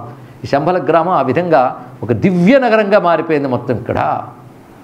అక్కడ స్వామి వచ్చి తన పత్నితో పద్మతో కలిసి ఉండగా అక్కడ వారందరూ ఆనందించారు. విశాఖయూపుడు పేరుకు రాజైనప్పటికీ తన మనస్సుకి తన రాజ్యానికి అసలు రాజు కల్కి అనే భావంతోనే ఉన్నాడైనా. మొత్తం అంత క్షేమంగా ఉన్నది. క్రమంగా కొంతకాలానికి ఈ కల్కి కుటుంబం పెరిగింది. కల్కికి పద్మావతి ద్వారా 2 పుత్రులు కలిగారు, జయ విజయ అని చెప్పబడుతున్నవారు. ఇక వాళ్ళ అన్నదమ్ములకి కవి యొక్క పత్ని కామకళ, వారిద్దరికీ కూడా బృహత్కీర్తి బృహద్బాహు అని 2 సంతానం కలిగారు. ప్రాజ్ఞుడు ఆయన భార్య పేరు సన్నతి, యజ్ఞుడు విజ్ఞుడు అని పుత్రులు వారికి కలిగారు. అదేవిధంగా సుమంత్రుడు భార్య పేరు మాలిని, వారి ఉభయులకి శాసనుడు వేగవంతుడు అని కలిగారు. ఇవి జాగ్రత్త పేర్లు చూసి అర్థం చూస్తే వీటిలో ఒక జ్ఞానము శక్తి ఇవన్నీ కనిపిస్తుంటాయి. ఆ పేర్లతో ఉన్నారు. మొత్తం అన్నదమ్ముల పిల్లలు కూడా చెప్పబడ్డారు ఇక్కడ మొత్తం 4కి. ఇక వారి వంశము కూడా వారి వంశీకులు బంధువులు వీరు కూడా మంచి పుత్రుడితో వారితో విరాజిల్లారు. వీళ్ళందరూ కూడా మంచి యోధులుగా అయ్యారు. ఈ సమయంలో ఇంకా కల్కి నిర్ణయించుకున్నాడు, వాళ్ళ నాన్నగారు పెద్ద యాగం చేయాలనుకున్నట్ట. నువ్వు యాగ నిర్మాణం ఇవన్నీ చేయడానికి గాను తగిన సంపదలు అవన్నీ తీసుకొస్తాను, దిగ్విజయానికి బయలుదేరుతానన్నాడు కల్కి ఇక్కడ. అప్పుడు కల్కి దిగ్విజయానికి బయలుదేరినప్పుడు విశాఖయూపుడు మిగిలినటువంటి ఆయన సంతానము వీరందరూ కూడా కలిసి బయలుదేరి వెళ్తున్నారు. విశాఖయూపుడు సమీకరించిన సైన్యం, బృహద్రథుడి వల్ల వచ్చిన సైన్యం ఇవన్నీ కూడా కలిసి బయలుదేరుతున్నాడు. ఎక్కడెక్కడెక్కడైతే దుష్టుల పాలన జరుగుతుందో అక్కడికి కల్కి యుద్ధానికి బయలుదేరుతున్నాడు. ఆ యుద్ధ సన్నాహం ప్రక్రియ సువిపులం వేద ధర్మ బహిష్కృతం పితృదేవతార్చనాహీనం పరలోక విలోపకం దేహాత్మవాద బహుళం కులజాతి వివర్జితం ధనైస్త్రీభిర్భక్ష్య భోజ్యై స్వపరాభేద దర్శనం. కీకటం అనే ప్రాంతానికి ముందు చేరాడు. ఆ ప్రాంతంలో బోలుడన్ని పరగణాలు ఆ రాజ్యాలు ఉన్నాయి. ఆ కీకట రాజ్యం అంతా కూడా వేదధర్మ బహిష్కృతం, వేదధర్మాన్ని పాటించనటువంటివి. పైగా పితృదేవతల్ని దేవతల్ని ఆరాధన చేయకుండా పరలోకమనేదే లేదంటూ ఈ దేహమే సత్యం, పుట్టుట చచ్చుట తప్ప మరొకట్లేదు. సుఖపడితే ఇక్కడే, కనుక స్వర్గం అంటే ఇక్కడ సుఖపడ్డమే, నరకం అంటే ఇక్కడ దుఃఖపడ్డమే. కనుక మానవుడు పుట్టడం చావడం తప్ప మరొక జన్మ కానీ మరొక లోకం కానీ లేదు. కానీ ఇచ్ఛానుసారం ప్రవర్తించవచ్చు. నియమాలు ఏర్పరచుకుని ఫలానా వారిని వివాహం చేసుకోవాలి, వీరిని చేసుకోకూడదు, ఇవన్నీ చాదస్తాం. కనుకనే ధర్మములు లేవు, పితృదేవతలు లేరు, దేవతలు లేరు. ఇవన్నీ కూడా కొంతమంది స్వార్థం కోసం సృష్టించినటువంటివి. మరి ఏది సత్యం? ఈ దేహమే. మరి ఆత్మ అంటే ఏమిటి? దేహమే ఆత్మ, మరొకటి కాదు. వీళ్ళని దేహాత్మవాదులు అంటారు. ఆ వాదులు ఎక్కువ ఏ కాలంలో ఉంటారో మీకు తెలుసు. కనుక దేహాత్మవాద బహుళం, వాళ్ళకి కుల జాతి వివర్జితం, ఇలాంటి మర్యాదలు ఇవి పాటించకుండా కనుక బ్రతుకున్నంతగానో సుఖపడాలి అంతేనండి. ఎందుకంటే చచ్చేకి ఎక్కడుంటాము? అసలు ఉండనే ఉండం, బ్రతికే. కొంతమంది ఏంటంటే తపస్సు చేస్తూ బాధపడతారు. ఎందుకంటే జీవితం చాలించేనా తపస్సు వల్ల దివ్యస్థితి పొందుతామన్న నమ్మకం ఉన్నవాళ్ళు. నమ్మకం లేని వాళ్ళు ఏం చేస్తారు? ఈ బ్రతుకున్నప్పుడే ఆనందించాలి కానీ ఎలాగైనా ఆనందించాలి. అయినా ధర్మము అధర్మం అంటే ఏం జరిగిందయ్యా? అధర్మంలో ఉంటే ఏం జరుగుతుంది చెప్పు? పాపం. పాపం అంటే ఏమిటి? పాపం చేస్తే ఏమొస్తుంది? నరకం. లేనే లేదు. కనుక నరకం లేదు, స్వర్గం లేదు. కనుక ఇక్కడే సుఖపడాలి. ఎందుకంటే కొంతమంది అంటుంటారు ఎంతో చిన్నది జీవితము, ఈ జీవితమును సుఖపెట్టము అంటే అదే పెద్ద ఫిలాసఫీ అనుకుంటారు. జీవితం ఏం చిన్నది కాదు, ఈ బతుకు చిన్నది. మళ్ళీ తర్వాత బోల్డ్ అంత ఉంది, ఇక్కడ చేసినవన్నీ పట్టుకుని మోసుకుని వెళ్ళాలి అక్కడికి. అందుకే ఎప్పుడైతే పాప భీతి పరలోక నమ్మకం పోతుందో ఆ సమాజం కుప్పకూలిపోతుంది. ఇది తెలుసుకోండి. ఇక్కడ భోగలాలస పెరిగిపోతుంది. భోగలాలస పెరగగానే ఇంకా పుణ్యపాపాలు మీమాంస లేదు కనుక బలవంతుడే రాజు, బలహీనుడిని హింసిస్తాడు. మర్యాదలు ఉండవు, స్త్రీ విచక్షణ ఉండదు. స్త్రీ పురుషులు ఎవరికెవరు నచ్చితే వాళ్ళే. ఇంక నియమాల్లో, పద్ధతుల్లో, వావివరుసల్లో ఎందుకు లేవు? పుణ్యపాప భీతి లేదు కనుక, దైవ భీతి లేదు కనుక. అలాంటి వాళ్ళ వల్ల ఏర్పడినటువంటి సంక్షోభం తొలగించడానికి బయలుదేరాడు. ఎక్కడికి? కీకట దేశానికి. తతో విష్ణు సర్వజిష్ణు కల్కి కల్క వినాశన కాలయామాస తాం సేనాం కరిణీమవ కేసరి. ఎలా బయలుదేరంటే ఏనుగు మీదకి సింహం బయలుదేరినట్టుగా వెళ్ళేటండి. ఇక్కడ కల్కి భగవానుడు తనదైనటువంటి పరివారంతో సహా వెళ్ళి అక్కడ ఉన్నటువంటి రాజులతో యుద్ధం చేయడం అనేది అద్భుతంగా కొన్ని అధ్యాయాలు వర్ణించారు. ఇక్కడ ఆ యుద్ధంలో వీరందరూ కూడా పాల్గొంటారు. మొత్తానికి ఆ కీకట దేశం మొత్తంలో ఉన్నటువంటి కలిని నాశనం చేశాడు. చేసి అక్కడ ధర్మ ప్రతిష్టాపన చేశాడు. అక్కడి నుంచి క్రమంగా బయలుదేరి మరికొన్ని ప్రాంతాలకు చేరాడు. ఆ ప్రాంతంలో ఎందు మ్లేచ్ఛగణములు చాలా ఉన్నాయి. ఇక్కడ తత కల్కిర్మ్లేచ్ఛగణాన్ కరవాలేన కాళితాన్ బాణై సంతాడితాన్ అన్యాన్ అనయద్యమసాదనం విశాఖయూపోపి తథా కవి ప్రాజ్ఞ సుమంత్రకా గార్గ్య భార్గ్య విశాలాద్యా మ్లేచ్ఛాన్యమక్షయం. వాళ్ళు ఈ పరివారంతో కలిసి వెళ్ళి మ్లేచ్ఛ దేశములన్నీ సంచరిస్తూ ఆ మ్లేచ్ఛుల్ని సంహరిస్తూ, అంటే యుద్ధం చేసి ధర్మబద్ధంగా యుద్ధం చేసి సంహరించాడు. ఆ మ్లేచ్ఛులు మరణించిన తర్వాత వాళ్ళ భార్యలకి కోపం వచ్చింది. ఇక్కడ మ్లేచ్ఛ భార్యలు అంటే అప్పటికి భార్యలుగా ఉన్నవాళ్ళు, వాళ్ళందరూ వచ్చి ఇలా చేస్తావా, మా పరాక్రమం చూపిస్తామని ఆయుధాలు తీసుకొస్తున్నట్ట ఎవరి మీద? కల్కి మీదకి అని చిన్న నవ్వు నవ్వాడు. వాళ్ళు ప్రయోగిస్తున్న ఆయుధాలు వాళ్ళ వైపు తిరిగి మాట్లాడేట. చాలా అద్భుతమైన విషయం చూడండి ఇక్కడ చూపిస్తున్నాడు. మాట్లాడి ఆయుధాలకు శక్తి ఉంటుంది అనుకుంటున్నారా మీరు? ఆయుధాలు అవసరం లేకుండానే గోటితో చీల్చేసిన వాడు తెలుసా మీకు? ఆయుధాలకు శక్తి లేదు. అసలు మీరెవరు? ఈ ఆయుధాలను అధిష్ఠించిన శక్తులు మేము, దేవతలు. న శస్త్రాణి వయన్నార్య సంప్రహార్య నక్వచి శస్త్ర ప్రహృత్య భేదోయం అవివేక పరాత్మన. నిజానికి మేము శస్త్రములము కాదు, మాకు ప్రహారం చేసే శక్తి లేదు. ఒక్కడు గుర్తుపెట్టుకో, కొట్టాలనుకునేవాడు వాడిలో ఒక శక్తి ఉంది, కొట్టే ఆయుధంలో ఒక శక్తి ఉంది, కొట్టబడేవాడుకు ఉంటాడు. ఈ మూడిటి యందు ఎవడున్నాడో వాడే ఆ భగవానుడు. వీళ్ళకా బోధ, ఇంతకుముందు వచ్చిన మ్లేచ్ఛులకి వాళ్ళకా బోధ లేదు. ఇది కూడా తెలుసుకోవాలి. వాళ్ళకే చెప్పచ్చు కదా ఉపన్యాసం అంటే, చెప్పినా వాళ్ళకి అర్థం కాదు, చేస్తే కానీ బాగుపడరు వాళ్ళు. అందుకే వాళ్ళకి ఉపన్యాసం వాడు చంపేశాడు. ఇక్కడ వీళ్ళకి అస్త్రములే బోధ చేస్తాయి. అస్త్రములు చేసిన గీతోపదేశం చాలా బాగుంది. వెంటనే ఆ స్త్రీలందరూ విష్ణు భక్తులుగా మారిపోయారు అన్నాడు. అంటే మారగలిగే సంస్కారం ఉన్నవాడికి బోధ, ఆ సంస్కారం లేనివాడికి మారకమే. తెలుసుకోండి ఇక్కడ. ఆ విధంగా వాడిని మార్చేట ఎంత రమ్యమైన అంశములు ఇందులో చూపిస్తున్నాడు సూచనప్రాయంగా. అలా వెళ్తూ ఇప్పుడు మ్లేచ్ఛ దేశములు చాలా పూర్తి చేశారు. ఈ కీకటాది దేశములు అంటే మతాల పేర్లు మారే కానీ లక్షణాలు ఒకటే.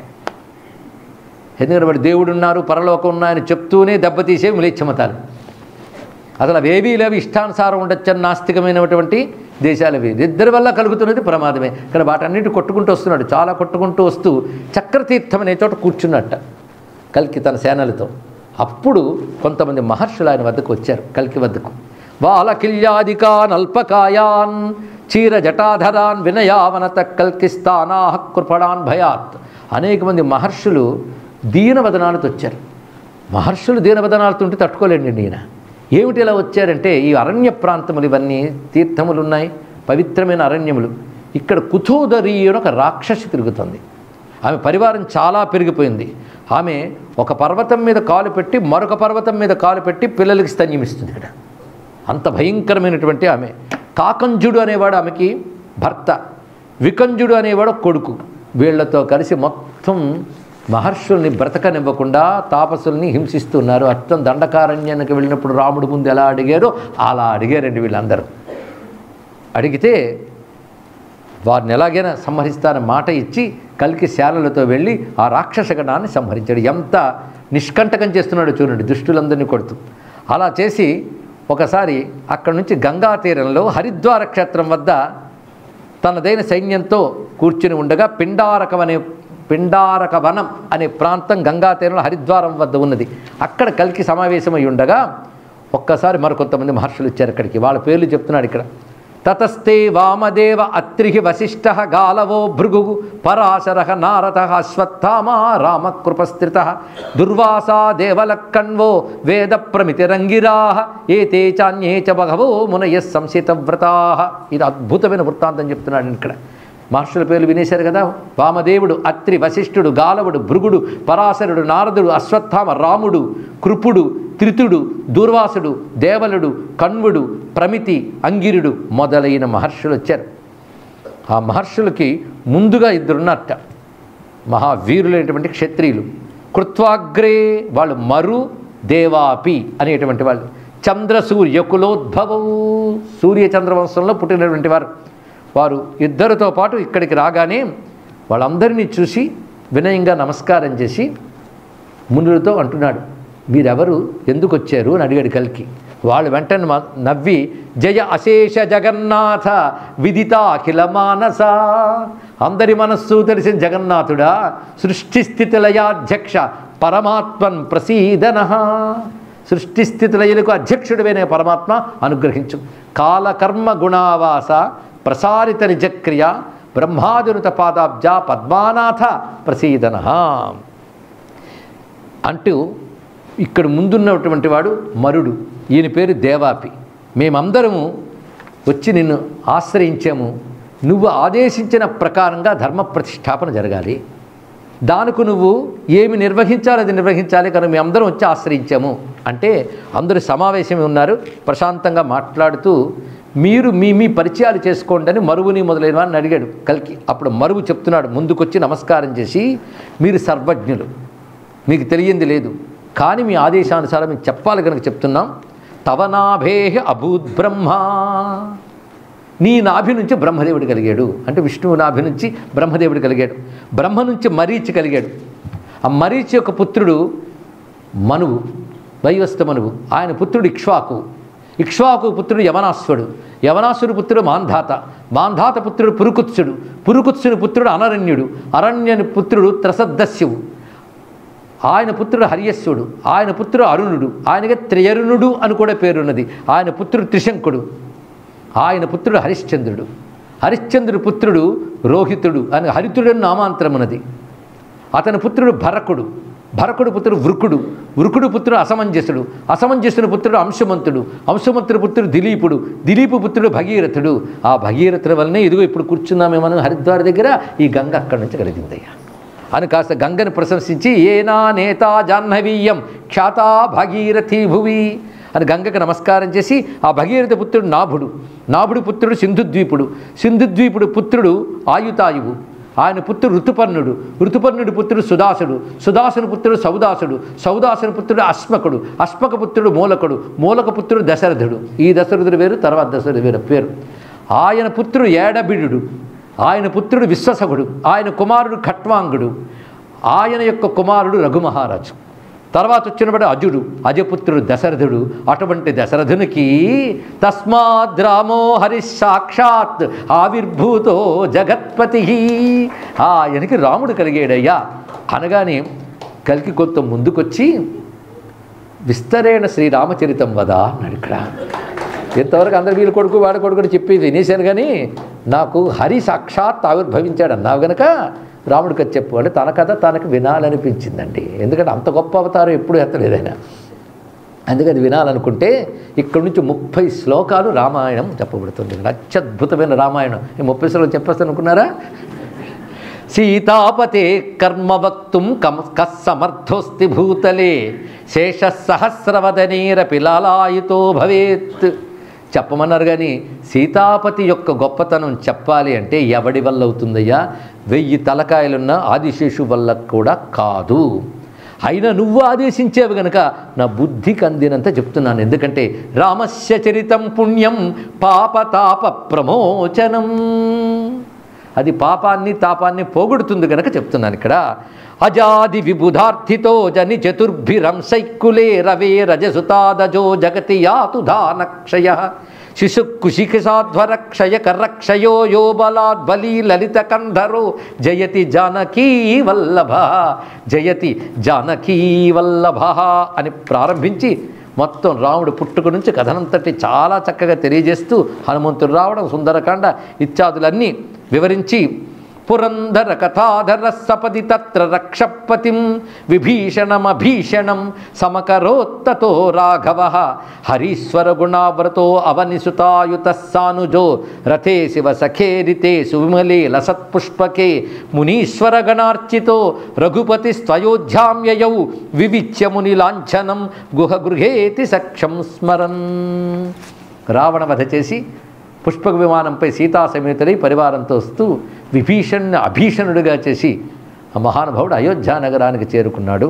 ఆ త్రోవలో గుహాదులను తృప్తిపరిచాడు. ఆ విధంగా రాముడొచ్చి తతో నిజ గణావృతో భరత మాతురం సాంత్వయన్ స్వమాతృగణ వాక్యత పితృనిజాసనే భూపతి వశిష్ఠముని పుంగవై కృత నిజాభిషేకో విభు సమస్త జనపాలక సురపతిర్యథా సంభవౌ. అయోధ్యలో భరతుడిని ఆనందింపజేసి, తల్లుల్ని ఆనందింపజేసి, వశిష్ఠాదుల యొక్క ప్రార్థన విని పట్టాభిషిక్తుడై అనుగ్రహించాడు. అలా చివరికి సంపూర్ణంగా ఉత్తర రామాయణ కథ కూడా చెప్పేశారండి. చెప్పంటాడు, ఏ శృణ్వంతి రఘుద్వహస్య చరితం కర్ణామృతం సాదరాత్ సంసారార్ణవ శోషణంచ పటతాం ఆమోదదం మోక్షదం రోగానామిహ శాంతయే ధనజన స్వర్గాది సంపత్తయే వంశానామపి వృద్ధయే ప్రభవతి శ్రీశ పరేశ ప్రభు అని రామకథ పూర్తి చేసి, అలాంటి రామునికి కుశుడు లవుడు అని ఇద్దరు పుత్రులు. ఆ కుశునికి అతిథి అనే పుత్రుడున్నాడు. ఆయన పుత్రుడు నిషధుడు, నిషధుని పుత్రుడు నభుడు, నభుని పుత్రుడు పుండరీకుడు, పుండరీకుని పుత్రుడు క్షేమధన్వుడు, క్షేమధన్వుని పుత్రుడు దేవానీకుడు, దేవానీకుని పుత్రుడు మరి దేవానీక పుత్రుడు అహీనుడు, అహీనుని పుత్రుడు పారిపాత్రుడు, పారిపాత్రుని పుత్రుడు బలాహకుడు, ఆయన పుత్రుడు అర్కుడు, అర్కుని పుత్రుడు అజనాభుడు, ఆయన పుత్రుడు ఖగనుడు, ఖగనుని కుమారుడు విధృతుడు, విధృతుని కుమారుడు హిరణ్యనాభుడు, ఆయన పుత్రుడు పుష్పుడు, పుష్పుడుకు ధ్రువుడు, ధ్రువునికి స్యందనుడు, స్యందనునికి అగ్నివర్ణుడు, ఆ అగ్నివర్ణుని పుత్రుడు శీఘ్రుడు, శీఘ్రుని పుత్రుడు మరువు. అది నేను అన్నాడు. ఇక్కడ ఇలా తనని తాను పరిచయం చేసుకున్నాడండి. అక్కడ పరివారం అంటే ఆ మరువు అనేవాడు ఇప్పటికీ తపస్సులో ఉన్నాడు. ఎప్పటివాడు అంటే రాబోయే సత్యయుగానికి కావలసిన చక్రవర్తులు వేల ఏళ్ల తపస్సులు చేస్తారని పురాణాల్లో చదువుతున్నామే, అలా తపస్సులు చేస్తున్న మహాత్ములు కల్కి వచ్చాడని చెప్పి వచ్చారు ఇక్కడ. అంటే వాడు ద్వాపర యుగం ఇవన్నీ గడిచినా చూస్తూ ఉన్నటువంటి వారే.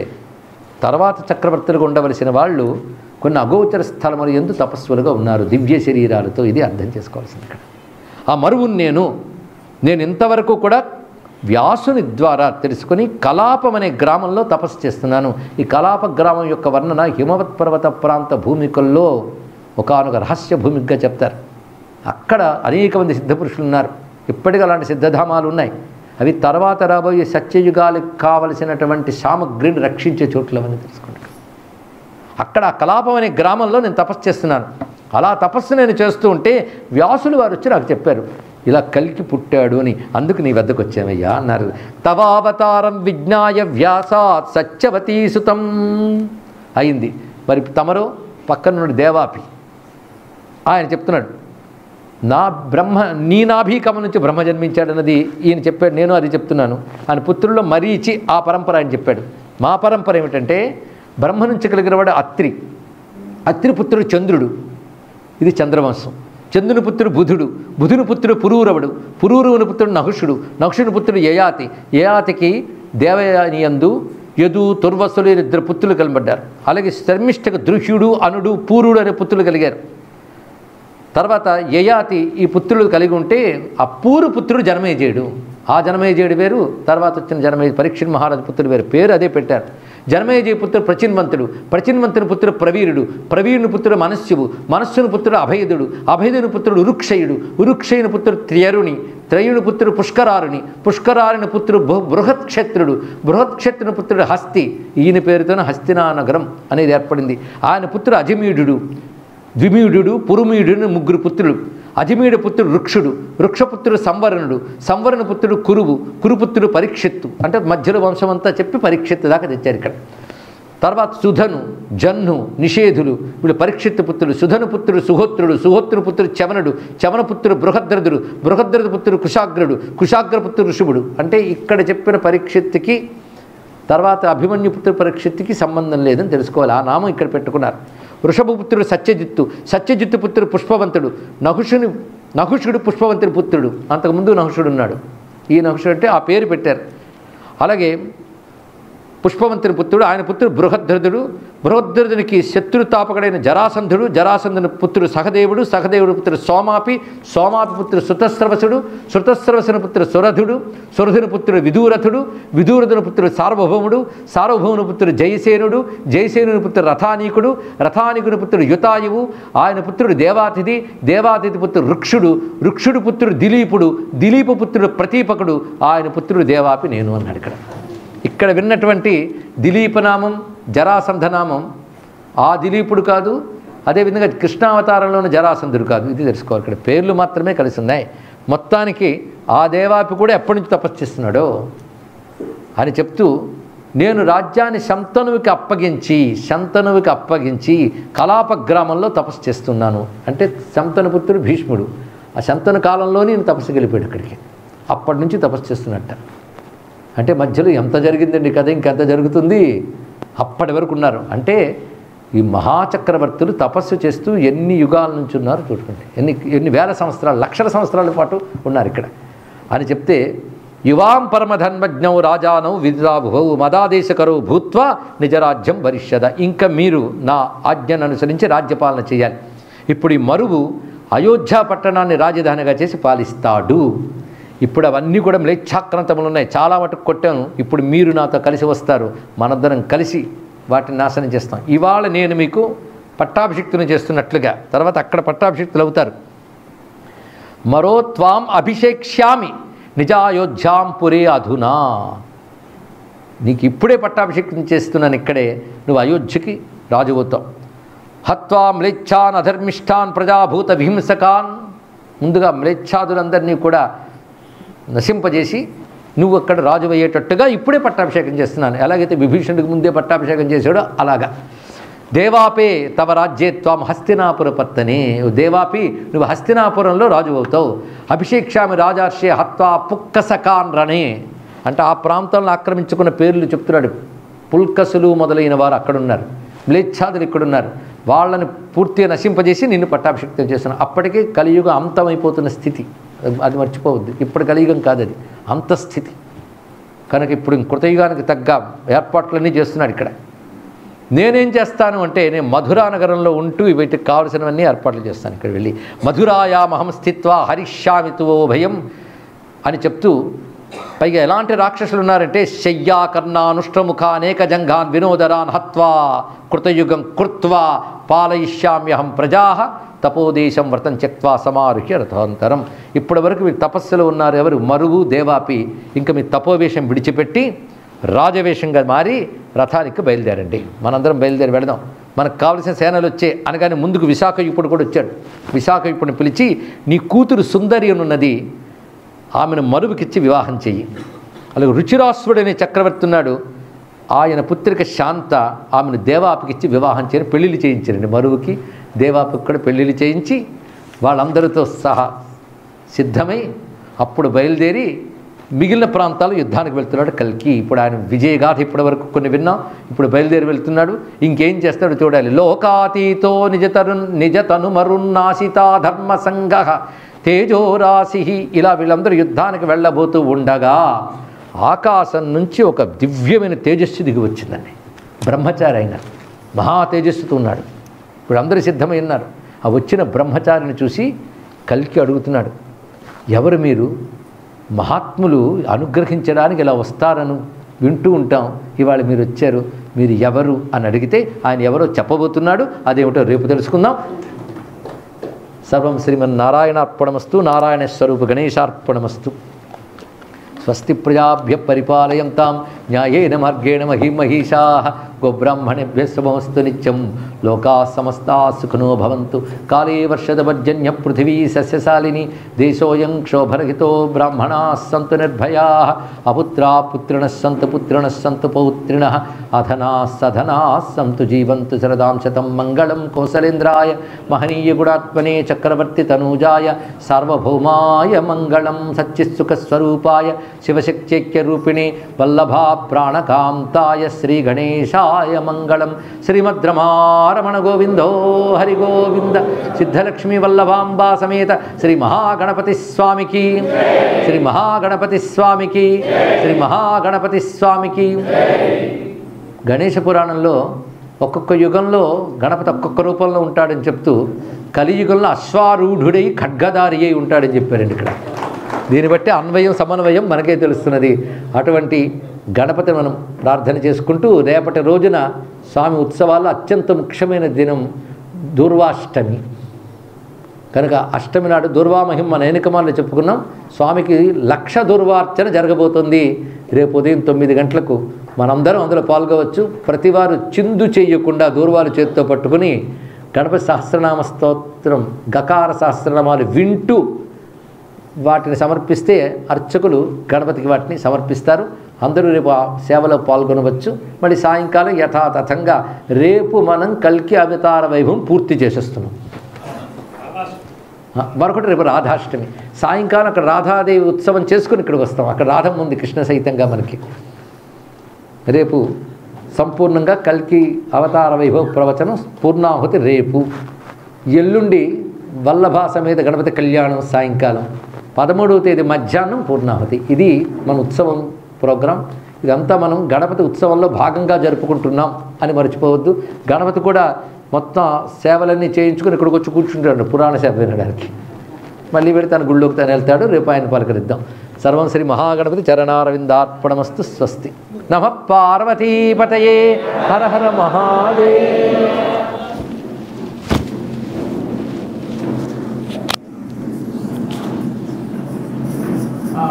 నిమిషం అందరికీ ఒక చిన్న మనవి ఉంది, ఒక చిన్న అనౌన్స్మెంట్ ఉంటుంది. 5 నిమిషం ఒకసారి కూర్చోవచ్చుగా కోరుతాను.